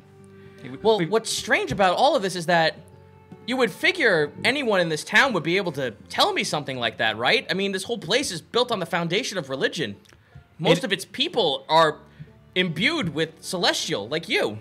Most. Well, I tried to speak to as many holy people as I could, and everyone called me crazy and told me I had no idea what I was talking about. All right, let me give you word 1 about most of these people. They're assholes. She looks at you. Yeah. Yes. Yeah, there's a very real possibility because honestly, this seems like a situation full of different parties trying to backstab one another and lots of intrigue. So it's probably either people are very tight-lipped or no one's really talking about this stuff, so it's not spreading too far. Well, no, all the folks around here were eager to speak to me about Selima or anything about faith. It's just that every time when I gave them this exact story, they would all tell me that they've heard nothing about it. There's no books, there's no scripture. No one has ever heard from Selima speak of such a thing before. It's just a completely alien concept that but I know it's real. I felt it surge through me. I have an idea. Ezra goes and rummages through his things and finds the blue goop that Wake gave him. Finally, it comes into play. Now, if I remember correctly, I just have to tell this thing a person I want to send a message to and give a description and they'll find him, right? Yep. Okay. The jelly? Well, doesn't it become a bird? Isn't that? Dagon. Oh, has no sorry. Dagon Sorry. doesn't know. Sorry. I thought you were out of character talking about that. I was like, am I remembering the wrong gift? Yeah, trust me. One of our friends, he concocted this idea to communicate with people, and honestly, I hadn't even thought about it, but this will help. You're talking about that there's something that no one in this town has heard of, but it seems to be of an otherworldly, godlike feeling kind of thing. The night sky, or as I put it, like that's a way of communication with Vlazimuth, and he's the god of knowledge. Okay. And why would the god of knowledge not impart knowledge onto me, and then no one else knows about it in this entire place? Well, see, if we're talking about gods, my concern immediately became, we've got this guy, Vagan, we met, and he thinks that there are these slumbering gods that no one knows about. And if you're saying its eye was closed, that sounds like a sleeper to me. And if no one's heard of it, that sounds like an unknown god to me. So, I don't know, this seems to check 2 of those boxes. Oh no, it feels like if I were to hazard a guess, when the eye was opening, not only was like the entire area like just shaking and vibrating, but a blinding light was coming forth. I could obviously guess it might have something to do with Selima or Ludarius. Okay. So it's not an alien god, it's something familiar, just very powerful. Okay, well, maybe Vagan isn't the guy to ask about this. Well, hopefully if we investigate some more, maybe we'll see something. We know the vampires are going to be here on high alert, and But again, that's the strange thing. It's that have you ever noticed that a lot of people in this town often like blank out on some bits of information when you ask them anything? Roll an intelligence check.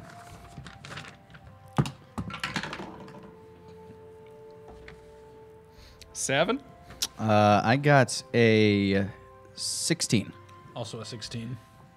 You just walked it off as I haven't really thought about it. Like these people probably have like their religious moments that I'm obviously not aware of. Yeah. I figured it was a spiritual thing.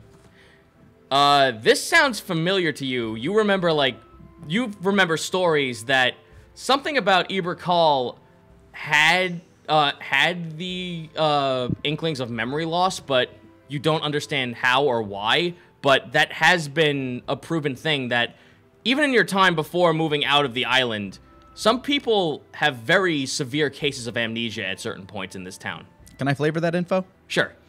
Yeah, some believe that maybe there was something stealing information from their own brains while they were trying to think it up. But come to think of it, what was that thing called? That's pretty on point for Fluff, though.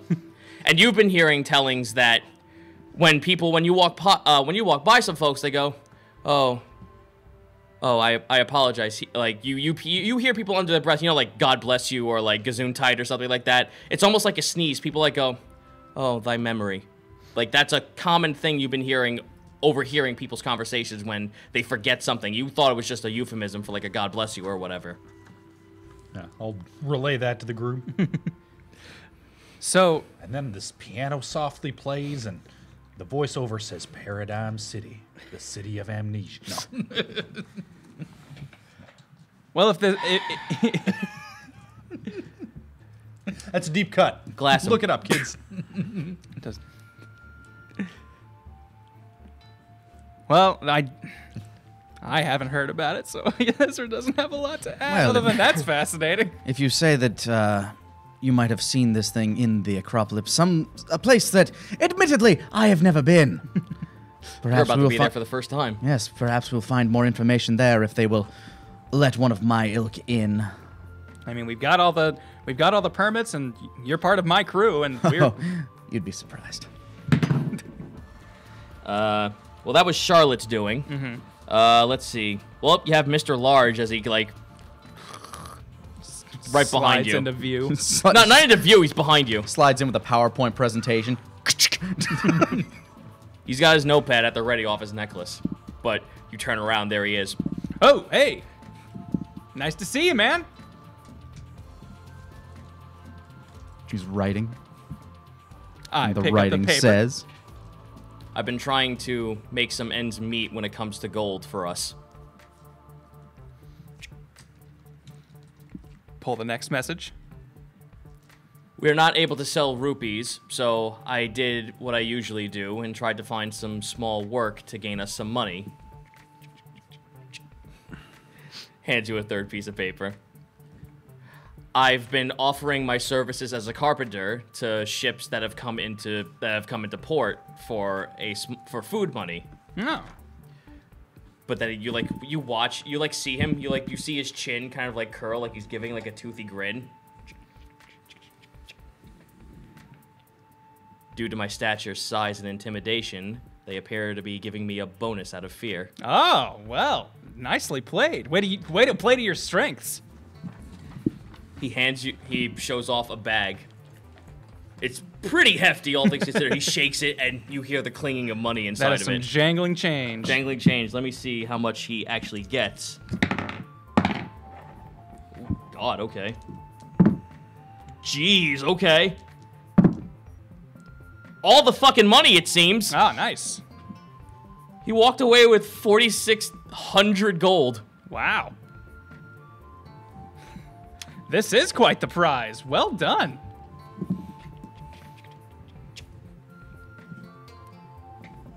I read the message. He, he. Yeah, I imagine him like laughing in Goblin. Translator's note. Means. Translator's note. Foo foo foo means ha ha ha. And then there's Frank just waiting inside. He's just like, oh, well, you obviously must like have been traveling through the desert. Here, have some food. He offers you to eat something. He's currently cooking up a very hearty stew based with the money from Mr. Large, giving him a little bit better ingredients. And I'm guessing a very tiny pie. Well, that he's working on. That's gonna have to take some time. Quick question. I feel like we didn't really specify. Did Stretch come with us? Is he mad at us still, or is he has the debt been repaid in his mind? Oh no, He's like, Stretch. "I'm out." Well, the debt's you don't know. that- He's sitting on top of Eloy's back that entire time, and then there's Jillian. Oh, you have a friend. Strong word. I mean, I'd like to eventually get him on a friendly, relationship with us. Give me some food, lady. Because yeah, he's a very cranky, hungry buzzard. You just ate a whole flank of shark, and that was not a normal shark. That was a two-headed. Oh yeah, we fought one of those. I say to the Yeah, Jillian's just like, what? Yeah, there was a shark in the desert. Don't ask. It was a real big It wasn't deal. really the desert. It was more of like a magical rift in space-time. I feel like we were in the Feywilds for a bit there. More or less. Oh, and I'm here in this town. Don't you worry. I pull out some stuff. I get out the lavishing robe and a moonstone. And I basically just set those things down and go, you guys have been working hard over here, and we've been going on all these crazy, zany adventures to talk about. You should have something for your troubles. So here you go. You guys can do with these as you will and split them and sell them or however you wish to do it. Charlotte and Jillian both reach down for the robe and then look up at each other. You might want to leave that alone. Like I said, you guys can figure this out. This is the best I can do for right now, but once we get back, I'll try and pay you guys properly, not only your actual going rates, but, some bonuses for what you've been doing. You've all been doing Mr. more La- than going you, above you and watch beyond. You watch Mr. Large. the gem is gone. All right. Trust me, guys, if you'd seen the rabbits, you would not envy us. Yes, I was The going to say. rabbits? You hear Frank. We could have used some venison for the stew. Oh, not these. Also, I believe that's deer meat. Yeah. And regardless, That's fair. Sorry. as I stated before, that Venison. No, wait. I don't know what rabbit Yeah, I meat don't is know if called. rabbit- Yeah, what is I don't know what if is rabbit had- I don't know if it has like a specific like thing to it, like beef or pork. Frank's a sea guy anyway. Yeah. Yeah. Either way, Dagon would say. And besides, if you had seen the shark, you might have ended up at death's door like the rest of them. Yeah, it wasn't exactly friendly. You do all seem rather haggard, all things considered. You especially. Dagon's fresh and clean. Yeah. Yeah, I've been places, man. I also found this nifty armor, by the way. It's really cool, but I don't think I can take it off. What do you mean? Like, here, hold out your hand. No, I kind of want to keep it. It's fine.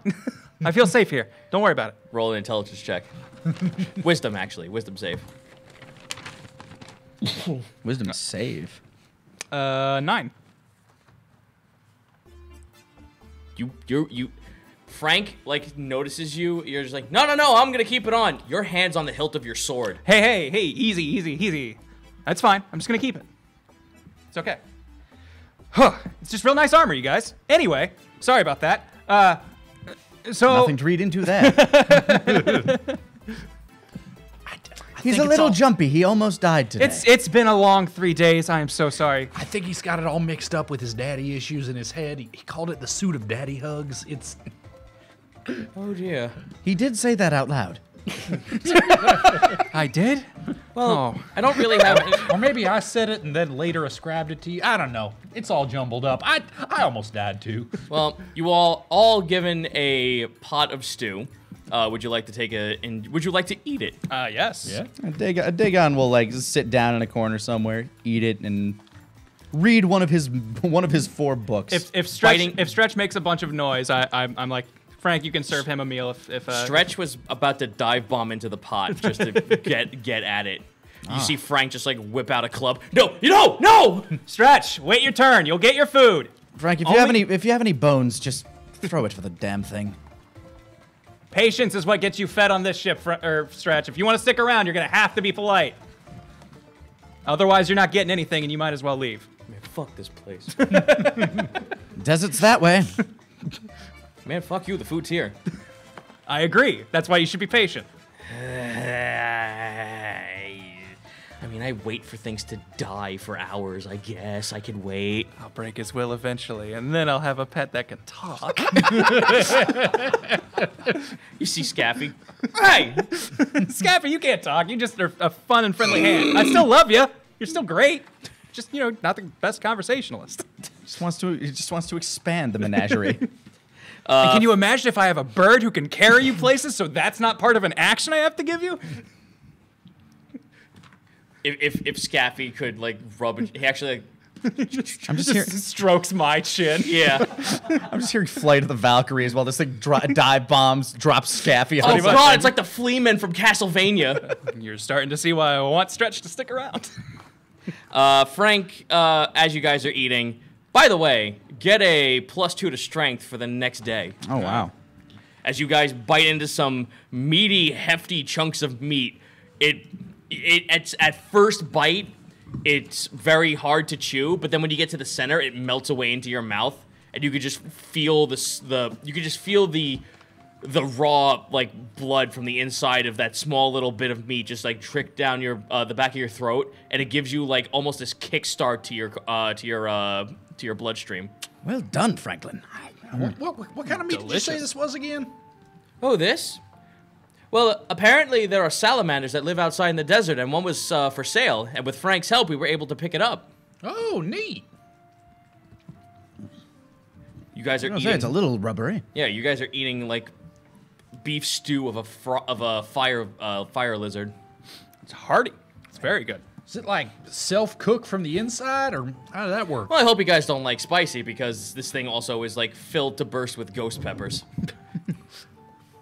It doesn't hurt. The meat is actually... The meat is not what's... The meat is what's hot. The peppers themselves, they actually feel like they're just a nice little melody to add to it, which is strange for those who know what a ghost pepper is. Yeah, that seems even real just hot. the skin of a ghost pepper or taste bud should be dead. Apparently, the salamander was able to cancel it out. I mean, I guess if it's a fire salamander, it's probably got like heat neutralizing things internally to Which keep is weird because it's not the same kind of heat. Oh well, it's magic. Do you want that +2 to strength? Yeah. How big of a point? I already took it. While you guys are talking, Frank's just like, I'm unfortunately not as exciting as you are, but I can regale you with a small tale of what was weird when I was walking about during the bazaar. It's the funniest thing.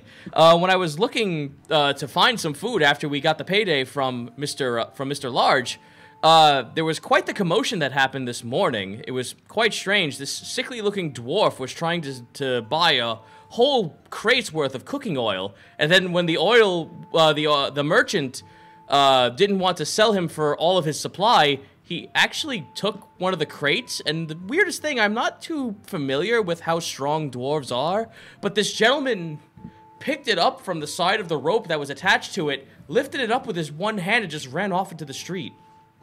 Fascinating. Wait, dwarf, you say? Sickly how? Like vampire sickly? Oh, I don't know about vampire. I'm so lost as to what the deep dwelling dwarves are, but they have grayish skin, so I figured it was that sort of thing. Druaga. Yes, that's correct.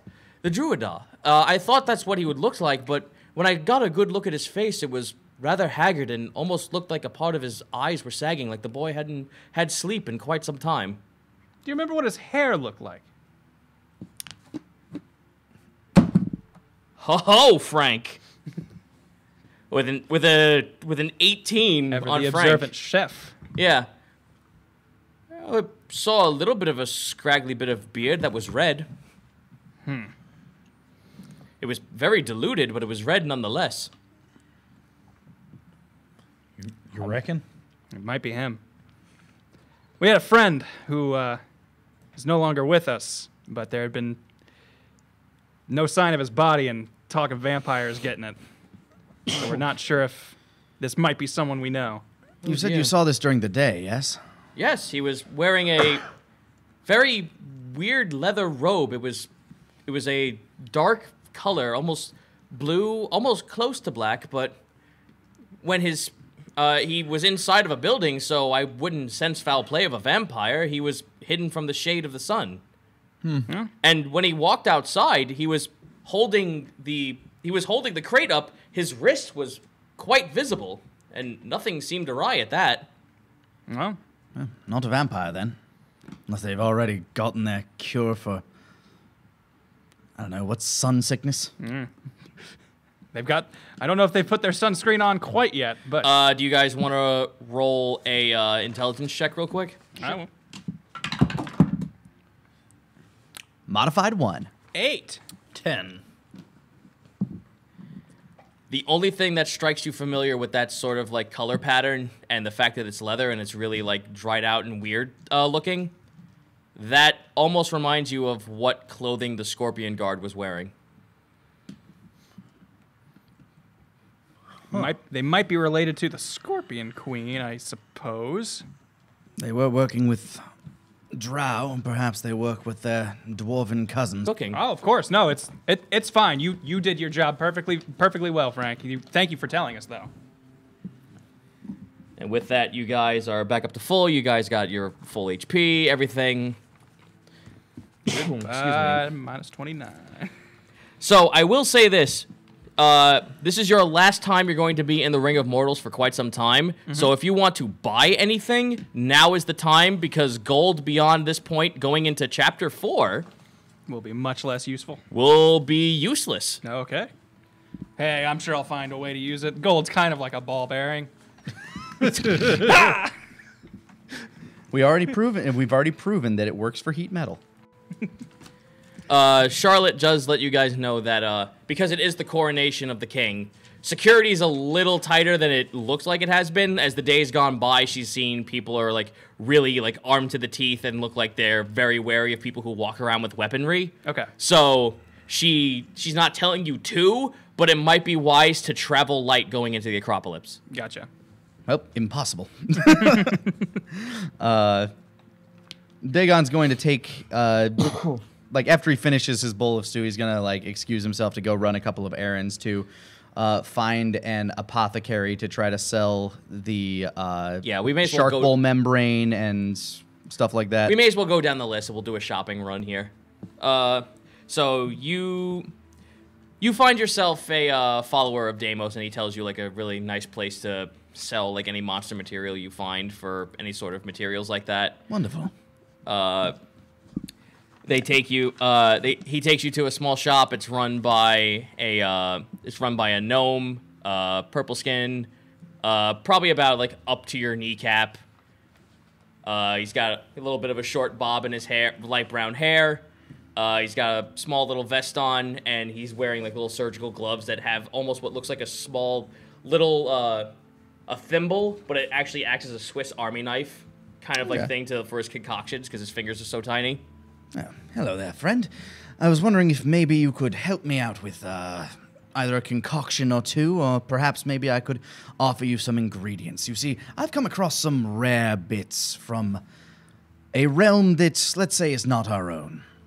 You've been out in Balibar, haven't you? I certainly have. Ooh, excellent. And you decided to come here and not Furfos. Do you not have a permit to use for gold? Oh, I certainly do.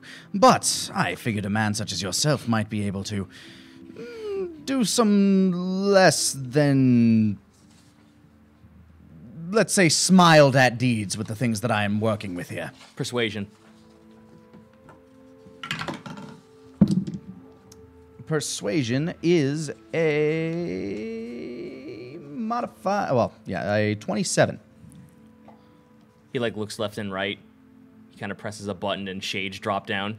Give me the goods. All right, that's what I like to hear. Right now, what I have here is, we found this off a beast that seemed to work in tandem with a two-headed shark.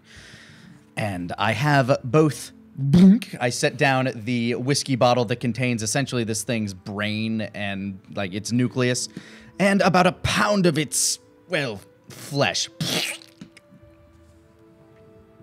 Ooh.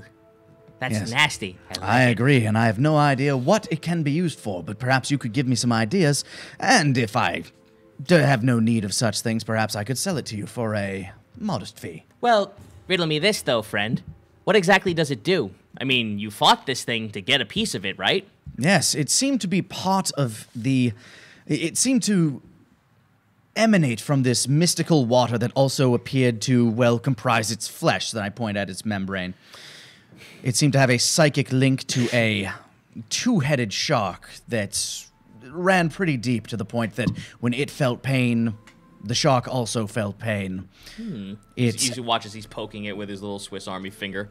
It did show a peculiar proclivity for absorbing electric energies and being able to reproduce those in a damaging sort of way. Now we're cooking with gas. That sounds like fun. Here. Well, let me see what I can cook up for you real quick. As you sit down in the office, the guy kind of like begins his work. He's going to be working at this for an hour. I'm going to roll for him. No worries. All right, pretty good. Oh, nat one. Wah, wah. Oh, well. He can't do that thing for you, but he can do something else. Well, with all the stuff that you've given me, and with what tools that I have at my disposal, the most I can do is probably give you a potion that does the exact same thing for that electrical charge. So it would allow me to produce electricity upon receiving... Electrical damage, yes. You could give it back twice. Twice-fold. Interesting. And take none of it myself. Indeed. How long would said potion last? This would probably last you for, with the amount of potency I have here, I can make it for a price for 4 hours. It would last for 4 hours. Interesting. Well, I don't You would think... receive no damage from electricity, and any attack you do afterwards, that would have an electrical charge and deal double damage in electricity. All right, I dig that. How much are we looking at here? Let's see. Well, we're paying in gold, yes? Well, I can pay in gold, I can pay in rubies, but as they don't look too kindly on the spreading of gold in the Acropolis, I'd like to hold on to as many rubies as I can until I get in there. Alrighty. Well, let's see here. He does his calculating. The potion will probably run you 4 grand. 4,000 gold. You're Right. getting into the point where these potions are fucking expensive. Especially for the shit that he's doing. All right. Dagon's going to see if he can haggle a bit with this gentleman. Yep, that's a Yeah. persuasion check. All right, well, let's see if we can bring that price down a little bit. It's a bit steep for my blood. In fact, unless I go back to my ship and my captain, I don't even believe I can afford that. And I am offering you the chance to experiment with something you may never have seen before. Not only that, but I will throw in whatever rest of the material you do not use for said potion for your own uses. Roll. Persuasion, that is a 22. How much do you have on you? I have on me 1,500 gold. Okay. He will drop it to 1,000 along with, if you give him the rest of the materials without selling it. So you're pretty much, for $1,000, he'll give you the potion for all the materials from the nucleus and the slime. All right, so he will give me the potion and he will keep the rest of the materials? Yes. All right, that's fair. All right. I'll take that for 4 hours of electric immunity. Yep. You now have you Shark encounter, Bowl. like, an You have electric a dragon or Shark something. Bowl ooze elixir. Shark Bowl Elixir. This thing doesn't come with any side effects of having a mind link to a shark, does it? Well, I would hope not. I think the shark is dead, isn't it? I assume. You put it on, you hear the stew. Ah! No, you're inside fucking Stretch's gut. Interesting. This is what it's like to be digested. All right, and with that, I'll probably head out. Just to speed this along, I have 3 pieces of silver jewelry and a jet necklace. How much gold would I be able to get out of those? The gold, with those silver necklaces, the silver necklaces you got, that will net you 400 silver, so that's 4 gold right there. Now, it was that special silver shit with like the weird metal within it as well. Does that make a difference at all? They can't sell for that metal, so you get those pieces out of it, so you're just getting the silver bits right now. Okay, so they're basically melting it down, and I get the... You get the other material back. Okay, I assume I get them in coin form. What is this? I'll just call it... How many coins worth of this weird material am I getting? You're getting 4 gold coins worth out of this. The material itself, we're gonna call... let's call it... Let me just look over my notes again real quick. No worries. I'm assuming this is the same stuff where I had the silver vein dagger or whatever it was called. Yes. Okay. Yeah. Let's call it torch tongue ore. Torch tongue ore. Okay. You have maybe... Half pound of it? Yeah, half pound. That sounds about right. And the jet necklace, how much would that sell for? The jet necklace is going to net you at least 50 gold. Okay. So I was making a nice even 5 gold in my inventory. Cool. That's what I got. Cool. I'm keeping that painting. Anything you would like to do shopping-wise? Remember, last time to use gold. Yes. I would hit up a like a potion shop that would be around, and basically just Charlotte actually ushers you to the Druid district. Not the district, but the Druid sect that she was with before. And I present to them basically, or actually, I would try to buy the. You said that they had the moderate healing potions. Yes. Okay. That was them able to brew like a fully developed gamma yote. Okay. I basically explained to them, and you'd be able to pretty this up and know it better than I would, but would I be able to give them any kind of direction from where we basically left all of those gamma yotes? Oh, Are you gonna try to sell them that info? Oh, you're Basically. selling them information to harvest more. Yes. Yeah, I want to sell them this information, and also basically, and if you do this and start like getting stuff out of this, I guarantee you'll have a customer and me coming to buy some of these potions. So this is basically an investment on your end. I'm going to say roll me a persuasion with disadvantage because this entire place is a farm of gamma yotes. Okay. So it's they could get more supply, but they look pretty well stocked as. And also probably give you one of the steroid packs that come with it from taking fluids from the plant itself. So it could give you a random benefit to one of your skills for a couple of hours. Ooh. I do like playing the odds. So they can offer you for 1 hour a potion that gives you a, if it's going to be a minor one, it'll give you a +1 to any random skill for 1 hour. All right. I'll give you the information for that, and I'll just go ahead and buy a potion as well, just to make sure I've got one. The same one or a healing potion? Healing potion. Okay. So 150 will get you that actually, yeah, it'll get you a minor healing potion. okay. How much do they sell the moderate healing potions for? That would be 250. 250. I'll take 2 of those. All right. You get 2 moderate healing potions, and you get a Gamma Yote steroid. Okay. So altogether, that's 500, so 650. 650, yes. I explained to them as best I can the location of those Gamiotes.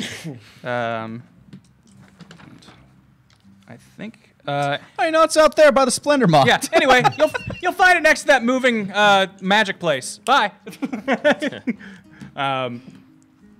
And after that, I would try to see if there's any sort of like magic, like specific magic shop, or things that would basically wherever it would be best to try and appraise that lizard stone that we're still all questioning about. You go out towards the bazaar at this point. Okay. You remember going into the bazaar, you tried to pawn off something, and you and Dagon kind of like tried to hustle a dude. Yeah. You actually are heading back towards those folks. It's the Perfect. It's the lizard folk. Yeah. The snake folk. Or Yep. I head The up to- auntie, yes. I'm sorry. I head up to them. Whether or not they recognize me, I just go, hello, friends. Let me see if they do. They were dealing with me more than they were him. Yeah. but- That's fair. Well, they don't remember you Cool. from the swindle, so they're just Perfect. like, friend, what can I help you with? So I may have been. How can I put this? Sorry, it was such an experience. It's hard to describe. I think I stumbled into this magical realm in the desert. It was transforming the world around me, and I found this strange amulet within. And well, gosh, I wish I could know what it did, and if I could just find someone who could get some use out of it. And I produce it, but be careful though. It gives you a really weird vibe when you touch it. So I want to give you a fair warning. It's not. I don't believe it's dangerous. You can see me holding it right here, He giving you a friendly warning. He grabs it. He's starting to feel the effects himself. He's like, ugh. But haggard as he is, he puts it down and he starts casting a identify spell on it. Here you are. He hands it back to you. That summons something from the Feywilds to you. I don't know what that thing is. It's asking for a form. It begs to obtain some kind of form, and it will summon itself to you. Basically, it's summon creature as long as it's Fey. Okay. All right. Is there? It has to be a CR of 4, and it Oh, has Jesus. to be Fey. All right. Hold on. Let me. It could be this info it could down. be it could be summoned for 1 hour. Is that CR4? CR4 or lower. Holy CR4 or lower. It can only be summoned for 1 hour. It obeys only you, and if anyone else tries to command it, it will be hostile. Fey creature. It must be a Fey creature. It has to have that keyword. Underline Fey. For 1 hour, you said? Yep. And anytime you summon this creature, it will give a aura of this weird coldness, almost like it's autumn. So it will have that same effect on everyone in the vicinity, but it will actually have a stat. What that stat is, you won't know until you summon it. Okay. So it summons it summons that, but it has a 15-foot cone diameter radius of some kind of effect. May I see the monster manual real quick? I just want to Which one? just the regular one. Start seeing What? Yeah. what Fey Fey While you do your Yeah. shopping. Here, what the hold on. options might be. Here, I'm also allowing this. Uh-oh. This is a whole different ball of wax entirely Yeah. from Cobalt Press. I think I'm gonna Zito. start here. I think 'cause don't Zito even just know sold- where to begin there. I think Zito just sold me some homework. Yeah. I'm just gonna put 15, Font of autumn. 15-foot ring of autumn? Question mark. This is the Dungeon Master's Guide. Oh, geez, I'm sorry. It's all good. I'm like, oh, magic items. Interesting. Really? My firstborn, it says. You can do that. That doesn't sound right. Changelings. My firstborn is part Fey. Fascinating. And then the only other thing I think I would do. The spell will cost you $400. $400 or 400 gold. Yep. Jesus, for one use of identify. These guys are They're swindlers. cockroaches. And they're also snakes. And also, I feel like this is we're gonna drain your gold real quick Yeah. segment. So 400, you said for it? Yes. Hold on. Let's see if old Wheel and Deal Ezra can find something to hawk off on him, because he knows when he's being run. So he's gonna play it back. Yeah, for that identify spell, that was a fucking run that he Yeah. just did on you. Yeah, because typically, like, a scroll of identify would cost you, what, 200 gold? Yes. Maybe? But they are snakes. They are swindlers. Yeah. Remember, this is the people that, like, they ask for folks to sell them items from the Torch Tongue Desert. They're expecting people to hawk over stuff from Valley Bar and not know its true potential. All right. Hold on. I'm devising the plan. How do I explain A to B so I can be like, no, trust me, this thing's fucking magic. You have to believe me. All right. I pull out a small chainmail armor. So within this magic realm, I had found a being that asked me to give it form, and it created this. Well, now that you say that, that gives you a little bit of an advantage, because when he was using the identify spell, he heard something come from the necklace itself. Yeah. And I produced this armor. I asked for it to give me something that would keep me safe and protect me, but honestly, this You is... try to take off the armor? No, not the armor that I have. Oh, This is- okay. No, not that. This is just... mistake. This is just basic-ass small chainmail armor that I had found somewhere, and Okay. I am spinning a yarn for these people. Okay.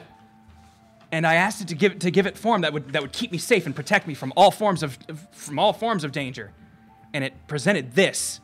Now, this armor, I can tell there's something to it, but I just don't know what, but it's too heavy for me to wield. If I gave you this, and you can do with it at whatever you desire, could I get that knocked down to about 250?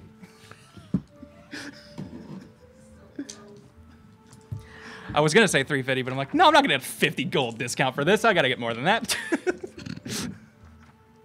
I gave him $1. You gave him $1! Hey, they having a sale on monsters or something? God damn it. Anyway, I want to play with that voice so much now. The deception on that will be a 24. Grant, I don't know how to be this guy to you, but I just rolled a nat 20. Hey, you know what? It happens. Play it Look, out. man, I got like the 3 nat 20 or the 3 whatever it was to fuck up that one boss. So, Not nat ones. yeah. Yeah, he just looks at you. He's just like, hold it open, would you? I do. Pulls out a pistol. I hold it away from myself. Very good. Fires. It breaks right through. Oh, I'm so sorry. That spell must have lied to me. This must be a cursed artifact, and I throw it. You throw it, Despicable! you throw it on top of the small girl who was on that line before. All right, fine. 400 it is. He forks over the gold. Ezra's just like, damn it. If I try to pull something after this, it's only going to make things harder. So I spend that. The one other thing I would want to do, and I don't have to go through everyone doing this, but... Oh, no, please, we can. Oh, I see. So I have... Once, when we were fighting those vampires earlier, at some point I had pulled off a signet ring from them that we just realized was like, this was basically their ring identifying them. Yeah. And I would just be asking around the bazaar, have you seen anyone with a ring like this? Just lately. Just, I don't... Okay, you're just going around the bazaar asking that? Yeah. I'm going to roll a... Actually, you roll me an investigation. Sure. Not good. 4. Yeah, unfortunately, no one's giving you any information on that. Okay. It was worth a shot. They just... at most, you get, like, someone just going, that's a really weird ring. Yeah, I know, and it's just we were jumped by someone wearing it. I wanted to see if we could find him. Sorry, friend. No can tell you. Hey, well, thanks for trying. All right, that's about all I had. All right. So first question, refresh my memory. How much was tuition at one of the Bard colleges? 'Cause 10 grand. 10 grand? Okay, that's what I thought. Just making sure I know how much I have in spending money, because out of character, I know you're telling me gold is about to become useless. In character, there is no way Eloy would dip below that number. I will tell you this though. The College of the Sword is inside the Acropolis. Okay, so that one's a rubies only. And even so, you have the Eye of the King. You might be able to flub around that. Fair enough. Okay, so I'm gonna find the try and find a saddle maker of some sort. Very well. You find a blacksmith. All right, have I got a challenge for you, sir? Oh god, it's like this. It's this big portly dwarf. He just turns to you. Oh lord. All right, not. I was really hoping a challenge. Oh boy, but all right. So, Well, this man's overworked with everyone else because he's at the docks right now. He's the guy making sure all the ships are actually sealed tight and everything. So, you're by the carve house at this point. so here's the thing. You look at me, you'd think he must want a saddle for himself so that people can ride him. What if I told you I want to ride this broom without falling off? I want to ride the broom. It's really hard, okay? I got the wrong number of legs. I'm thinking if you could just attach some stirrups, just something to keep me on a little more stable so that I don't fall down and die. The broom flies. Did I forget to mention that? Can you make a saddle for a donkey man to ride a broom? He offers you directions to a tailor for that. Yeah, sure. Yeah, man. If you could just point me the right direction, I appreciate it. He takes you. You go to you go to one of the Azimar's like little tailor shops. You give them your query. They're just like, yeah, this is strange, but it'll take us a few days to work on. But we could do this for you if it's really something you desire. I desire to fly around on this broom. I mean, that's desire number one. Secondary to that, but still very important, is not falling off and dying. Well, So anything you can do to make me sit a little more stable. how fast would you like us to work on this, sir? I mean, if you can put a rush on it, boy, that'd be nice. They could probably get it to you within a day because they're trying to prep for the fucking coronation at this point. A rush job will unfortunately cost you. Oh god, yeah. A pretty penny. Yeah, no, a very pretty fucking penny. 9 grand. Jesus, to make For a saddle. a saddle for A custom-made saddle a day before the coronation. I mean, to be fair, I can somewhat understand This because is it's an like expensive town. This is like the Manhattan Remember, of Las Serranas. guys, gold to rubies. Gold means shit. All right, I get. I'm asking a lot, but think about this. I'm about to have an audience with the king, right? Oh, hi. By the way, Eloy the Ghost Spooker. Yeah. maybe you've heard of. Do you show... Well, you say that. Are you making that your bard title? Oh yeah, that's been my bard title. All right, cool. Do you show them your bards? Your badges? I'll whip out the badges. Like, wow, these guys. That as has much as given I you, can. with the amount of badges you have and with the clout that gives you, Your trainer card has told these shop owners that you can buy great balls. yeah. You can now buy Ultra Balls. You get an advantage on the persuasion roll. And I'm just saying, if you can get this done for me on the quick, so I can be flying around when I perform for the king, and everybody will know that it was you. What is the name of your establishment? They give you the name. That it was you, the saddle makers extraordinaire, what made me not fall down and die in front of the king. Boy, howdy, you will get so much business, it'll pay for itself. Ooh, with a 27. Hell yeah. Get an advantage roll. Oh, yeah. So, well, there's only one number higher than that, and I That did not wasn't roll it. So, yeah, 27 persuasion. 1 out of 20 times, you will roll that. That prospect sounds very good to them. If you can actually put their name in front of the king, they would actually be very grateful for that.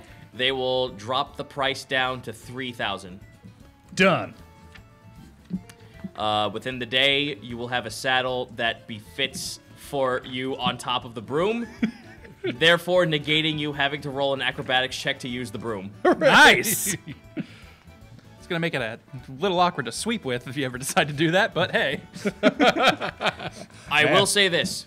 You can move double your speed in one direction if we were to use this in combat. Okay. So for one turn, you can only move up, down, left, or right for 60 feet. That's it. Gotcha. So like the equivalent of a dash action, but Yeah, so flying. you can go in Yeah. a straight line. Yes. Okay. Makes sense. No swervins. Yeah, no curve, no swerve. No because Tokyo drift.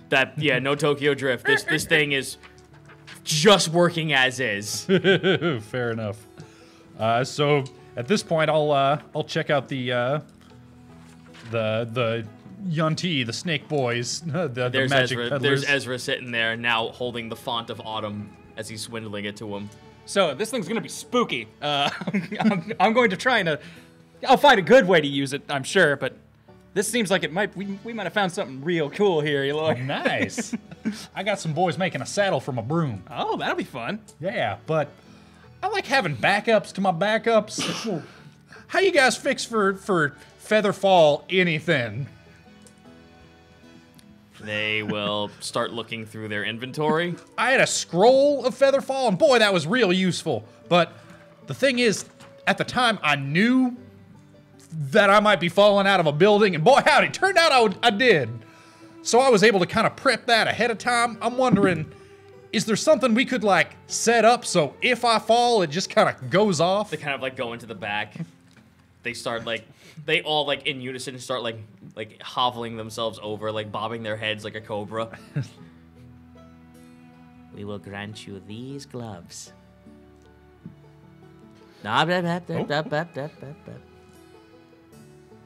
They must attune to you for 24 hours. They will grant you Featherfall for 1 day for 2 hours. All right, I can dig on that. 5,000 gold. I mean, so you say they'll do the Featherfall They will proc Featherfall for 2 hours for 1 day. for 1 day, and is that just a one and done? They recharge. They do recharge. Okay. $5,000, they said. Yep. That I can dig on that. I can do that. Thank you, boys. Thank you so much. You've been so helpful. They hand it off to you. You put him on. Yep. They are cursed. You can't take them off. I mean, the whole idea is to have them on just in case. You feel them grip on your fingers, and they're fingerless, by the way. Oh man. So you got these fingerless gloves? Friggin' white You have to trash. be tacky all the time. They're bright yellow. Hell yeah. Ash Ketchum in the building. All right. Next stop, back to the tailors. Give me some fingers for these gloves. Hey guys, I need bigger gloves to go over these gloves. I need you to modify all the gloves I own so they can fit one size higher. I just these are function. Now I need form. The daughter comes in and she looks at you when you say that. She looks at like her plushie that she has, or like her doll, and it's wearing gloves. She kind of like takes them off. They're Mickey Mouse hand gloves that she can hand to you. They're like Hulk hand gloves. They are in fact bigger. They're bigger, but they're stupider. But you'd look wacky. If I could describe What- Eloy, it's funny. no, if you animal could for describe sure. Eloy, it's nothing but serious. Yeah, absolutely. He's the ghost spooker. Thank you. Finally. Boop. Mickey Mouse gloves. Wearing these Mickey Mouse gloves, they will anything you need to use performance-wise will have a disadvantage. You just pull him off for performances. Yep. One finger at a time with these Hold giant... on. What if he does like the 1930s animation Bob? Oh, he'd be super swell at doing that shit. Do you get like Gains a advantage. performance bonus on that dance? Yeah, you get a performance. Good. Yeah, you get a performance bonus, but using any actual instrument will cause disadvantage. Probably not the greatest for like playing the flute or the piano or anything. Yeah, no, I I get you. Not to give Zito any ideas, but I was really worried about it going like, any dexterity check with these gloves on is disadvantage. Also, I'm saying all this for fluff because you can't put gloves on top of gloves. That's stupid. I think it's stupid that you can't if the other gloves are bigger. Yeah. If I had a glove on and I put on an oven mitt, I have then put a glove on a glove. Haven't any of you seen Dumb and Dumber? Harry was almost killing Lloyd over Yeah. wearing multiple gloves. Okay, these are all very good points. But then again, also I'm glad remember that's a very good the point. game that we're playing and the rules it has set. Oh, I've been paying very close attention to that. Trust me, I have something to talk to him about I was after gonna this. say, fair point. If we're gonna be rules lawyering up in here, go ahead. We'll give you this one. I mean, I'm not looking for magic gloves. Clearly, the magical I'm fields being a would not. shit. You can fucking have these dumb Mickey Mouse Yeah, of gloves. course. We're all being dumb shits. Trust me. It's Welcome to what the this show. entire show was based on. I will indeed offer you a pair of gloves for at least 50 gold. Sure, we'll go with that. And if any rules lawyers out there are upset about that, I'm gonna go ahead and give you this one for free. I gave him a fucking talisman that summons a fake creature of CR4. On top of You're that, not going to need a CR that high, I promise you. and on top of that, long ago I was contracting something that might be vampirism. Ezra has forgotten that, so you know he's never gonna bring it up. With all the heals that have been going on, it's been cleaned out of Oh, here. has it? Okay. Yeah. Thank God. We've been walking through magical realms, all kinds of shit could I have was- happened. 'cause I was like, Frida has been healing you so many fucking times and cast so many spells on you that shit's fucking gone by now. people have You've like lost all that blood. good. Because people have added me, be like, "Hey, is anything gonna come from that?" And I'm like, in my logic, Ezra has forgotten it. So if anything comes from it, that's on Zito. Oh no, I put it to place, but you've been healed so many fucking times by so Okay. many clerics. I'm just like, it's gone. That's a- It's fucking gone by That's a now. perfectly fine explanation. Because I won't lie, I've been waiting for Ezra to be like, you walked out in this desert sun and you feel like you're on fire. Not like it's hot. You're on fire. You're going on day 6. By day 3, you should have been a vampire at that point. Kind of what I figured. You've been healed by so many clerics and so many different means. Your DNA is fundamentally altered. Yeah, you will not be identified. You are at now crime Dean and scene. Hank Venture at this point. Perfect. All right. Did you say you were a half elf? Make that 40% elf now. Yeah, there's another 10% question mark. Yeah, there's 10% mutt in there now. All right, so is that all you guys want to do? That's all I can afford to do. Unless I want to spend rubies, which, not yet. All right, well, Plenty of those, though. everyone else is going to join you at this point. They're not going to, like, go with you to see the king because the king's looking for you guys, not for them. So they're going to join you to go inside the Acropolis at this point. But you get to the front gate just before when you left to go out to Furfos. You see those 2 guards still standing there again. As you walk up to them, they cross their spears like before. Again, all day with this. Gentlemen, I assure you, we are here on official business, and I present the permits. They read the permits. They're about to throw it away until finally one of them stops and looks at it for real. Court of Crimson.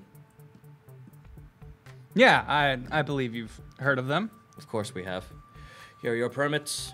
The lot of you may enter. As they stand to the side, they slap their the base of their spears on the floor, and the gates slowly pan open. You guys step in. It's a complete tonal shift of the entire place.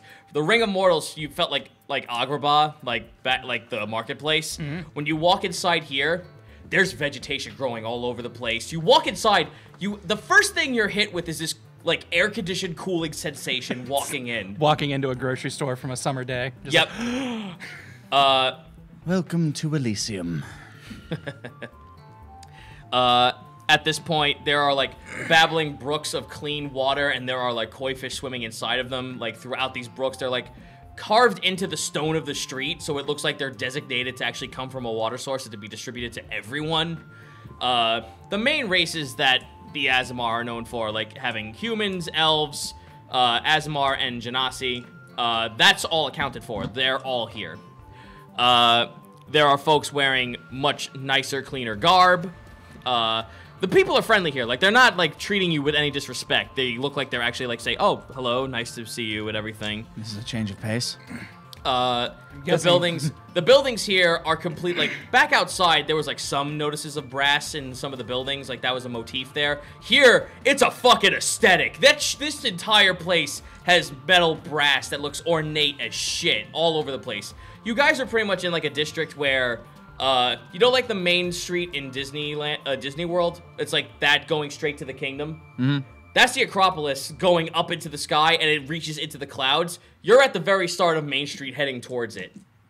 There are branching paths that look like you should be going into another location to the left and to the right. However, there's a platform that actually separates it, that it's like a 350-foot fucking raise where the platform of another district is. However... you two would actually know this. You look to your left and to your right. There are people walking through what look like those same archways that were in the Forgotten Kingdom. And they're walking through them and disappearing. Like, it's an everyday, day-to-day occurrence. Dagon's backstory, where he found Chick, involved one of those Forgotten Kingdoms. Would he recognize any of these? That would not ring nicer bells for you. Okay. But you see the archway, and that just immediately makes you have this sense of dread wash over you, and Chick even feels it. Yes, I know. It makes me uncomfortable, too. I'm glad we're on the same page for once. You're uncomfortable. Jake, you're uncomfortable, too. Shut up. All right, fine. We share the feeling. I know what you feel. You feel what I feel. Excuse me. It doesn't... looking at this archway, it's not as malicious. It's actually very well used and very well put together. This is actually just a way for people to actually teleport from one side to another district. So district fast travel. Yep, it's pretty much district fast travel, and it's also... you look over to the Acropolis, like the entrance of the gate to the palace. There's a couple of them set up there as well. If any of you want to roll a perception check. Modified 20. I'm just gawking at everything. Nat wonders. Look at all the brass. Natural 20. Natural 20? Yeah. You can see that there are more of these archways that go up and up and up the Acropolis. So there are archways that lead up this tower all the way up to the palace, which is probably at the very top of this thing. The palace isn't even at the beginning, at the base of this thing. But it does look like, you know, like a hive city in Warhammer? It's kind of like that, where it's like, it's sections of a city that just keep getting built up, not across. Okay, so like coral. Yeah. With that, the guards look to you. By the way, what weapons do you have on, like, what items do you have on you guys? I got Chick, and I have 2 hidden derringers and a dagger on my belt. All right. I have my +1 dagger and my crossbow and bolts. Okay. Weapon-wise, I've got my short bow, a mundane short sword, and my mithril scimitar. Okay. They kind of give you, like, a little bit of a glance because of what Chick is. Yes. Like, it's obvious that's what's happening, but you can actually feel Chick is, like, a little dwarfed by the presence of this entire location. The moment you stepped in, like, you almost felt as if Chick as a whole, like, the blade itself shrunk. Performance issues? He's still usable. You could still use him as a weapon, but, like, you just felt like his entire power and presence dwarf going into this place. And with that, the guards knock their spears on the ground, and the brass bars close behind you. Welcome to the Acropolis of Evercall, and that's where we'll stop. All right. Well, we're here, and this is where you want to officially begin Chapter 4, yes? Yes. Aha! Chapter 3, finally, officially over. But before we end tonight's session, we got some fan art to look at. As per the usual. What a surprise. I know. I wanted to spring it on you this time. I think I gasp every time you say it. Just because it's fun to gasp. I don't get enough. It is fun to gasp. I don't get enough opportunities to do it in real life, so I like doing it. All right. Well, starting off with a numero uno, we got here the original Fusro donkey with the big old "Hey you big dummy" to end all "Hey you big dummies," which ended 2 big dummies. Yeah. 3 if you want to count each shark head. This is by Eliko Bangarang, whose commissions are closed right now. Says for medical reasons or medical treatment. Hope you're doing all right, Eliko. Yes. Take care of yourself, bro. And thank you again for the wonderful art. Next up, by the wonderful Marvel Poison, we got Magical Donkey Eloy. Eloy's delivery service up in here. I love that his front 2 hooves are curled as if he's doing like a hind raise. I get like a blended anime Steven Universe vibe from it, and I Kind of, love sort of, it. yeah. Little Yeah, Bard I get Academia. The Ghost Spooker has a mount. Finally, something Eloy can ride. I also like that it has the little cat on the front of it there. Yeah. Yep, I did mention that. A There little was a small ornament. cat. And that's why it's called Pistachio. Yeah, that's why. Yes, exactly. That and only that. And nothing else. But thank you so much, Marvel Poison. This is wonderful. Next up, by Shitpost Now, we have everybody's best boy, Risf, here in clay form. Holy fuck. That is really cool. Thank you kindly, Shitpost Now. I can't wait to, if you're going to paint this, I can't wait to see how that's going to look. Or, Holy yeah, crap, either way, if that's this is the amazing. final version, it looks really great. good. Great sculpting. And you guys ever take a ceramics class in like high Yes, school? and I could respect anyone who could Same. get that shit I'm down It was- pat. awful yeah, at it, and I- I don't understand how people can get good at it. I had to so. sculpt for a 3D model class, and I fucking hated it every waking second. We had a course for it in middle, or not a, well, it was like a part of our arts course in middle school, and I was okay, but most of my shit obviously did not turn out good. Yeah. Okay, now I remember why I hated it, because the model we had to do was fucking Phineas. From wow. Phineas and Ferb. Oh, Jeez. jeez. On straight, yeah, he doesn't really have a straight. Oh no, arm. and he has a straight face. That was the fucking challenge of the session. But I was just like, son, I have to spend so much money, and also finding the reference material of that was stupid fucking Yeah, hard. that's like tween frame stuff. Yep. Ugh.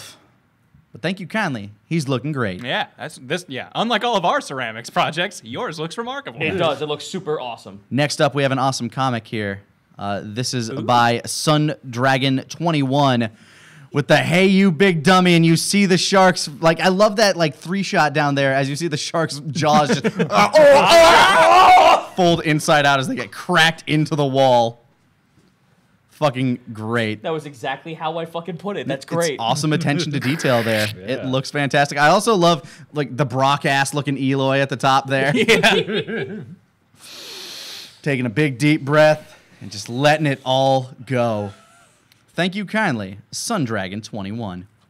Next up, we got a little wake here, a time lapse. We got age 13, 19. You can't really see it, but he's dreaming of a little scantily clad Calliope there with his little blushing face.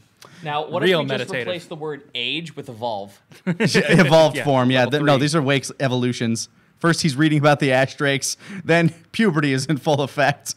And then finally, he just becomes what's-his-face from One Piece. I was about to say. Yeah, the One Piece guy. Yeah, I have not watched One Piece or read One Piece in forever, and I do not regret that. Hey, it looks great, though.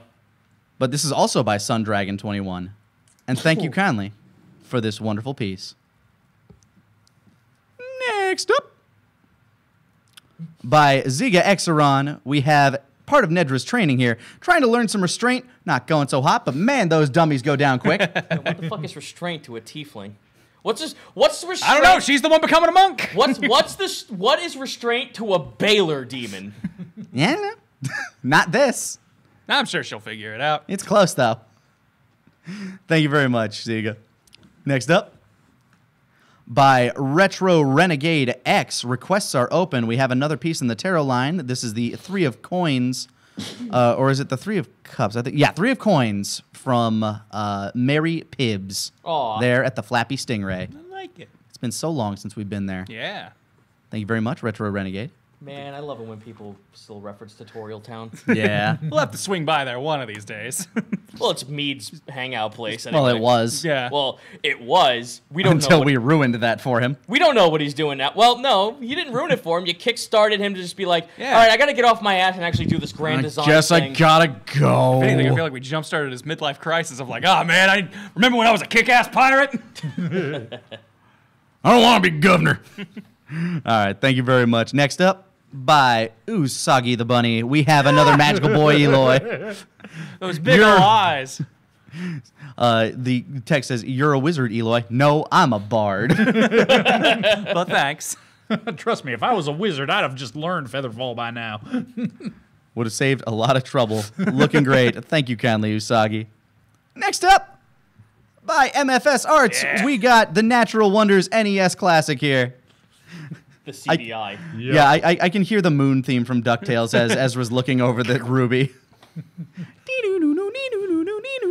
I also love that the bomb salesman is in the background. I just want to hear like garbly 16-bit.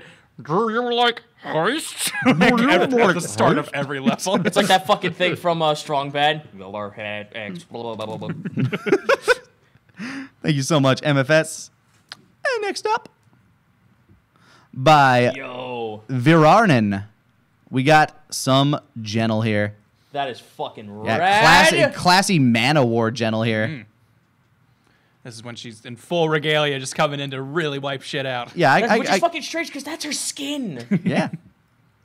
No, as we said, she's forever nude. Eh. The more she Nuda exposes Bronc. herself, the more proper she feels. Weirdly just- enough. You're right, Nuda Bronc. Yeah. Nobody's ever around to talk about it afterwards. They just see her coming and then they're gone. Yeah, fair enough.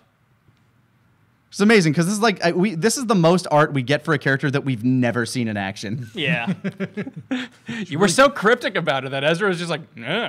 Everyone I've talked to has less than favorable things to say about her, except Well, Nedra. Don't worry, guys. All those NPCs that I talked about that we haven't had a chance to really explore, that's what Chapter 5's for. I figured. But thank you kindly, Viranen. Next up, another one by MFS Arts. We got a selfie here from Zaslamel and Nedra. It's like, is this how you do it? Fuck, that's right. Char would be the only person in all of Las Aranas to be able to do a selfie. Probably. No, she's doing good. And, of course, MFS Arts, once again, making an adorably awesome picture.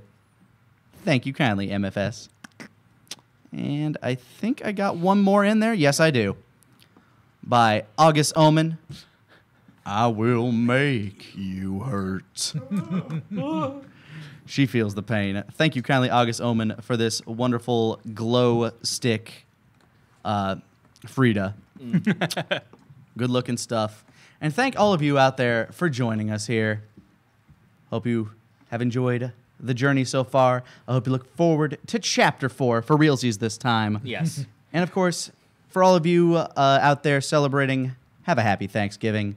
To the rest of you, have a good Thursday. And we will see you guys next time at the table. Later, Wonders.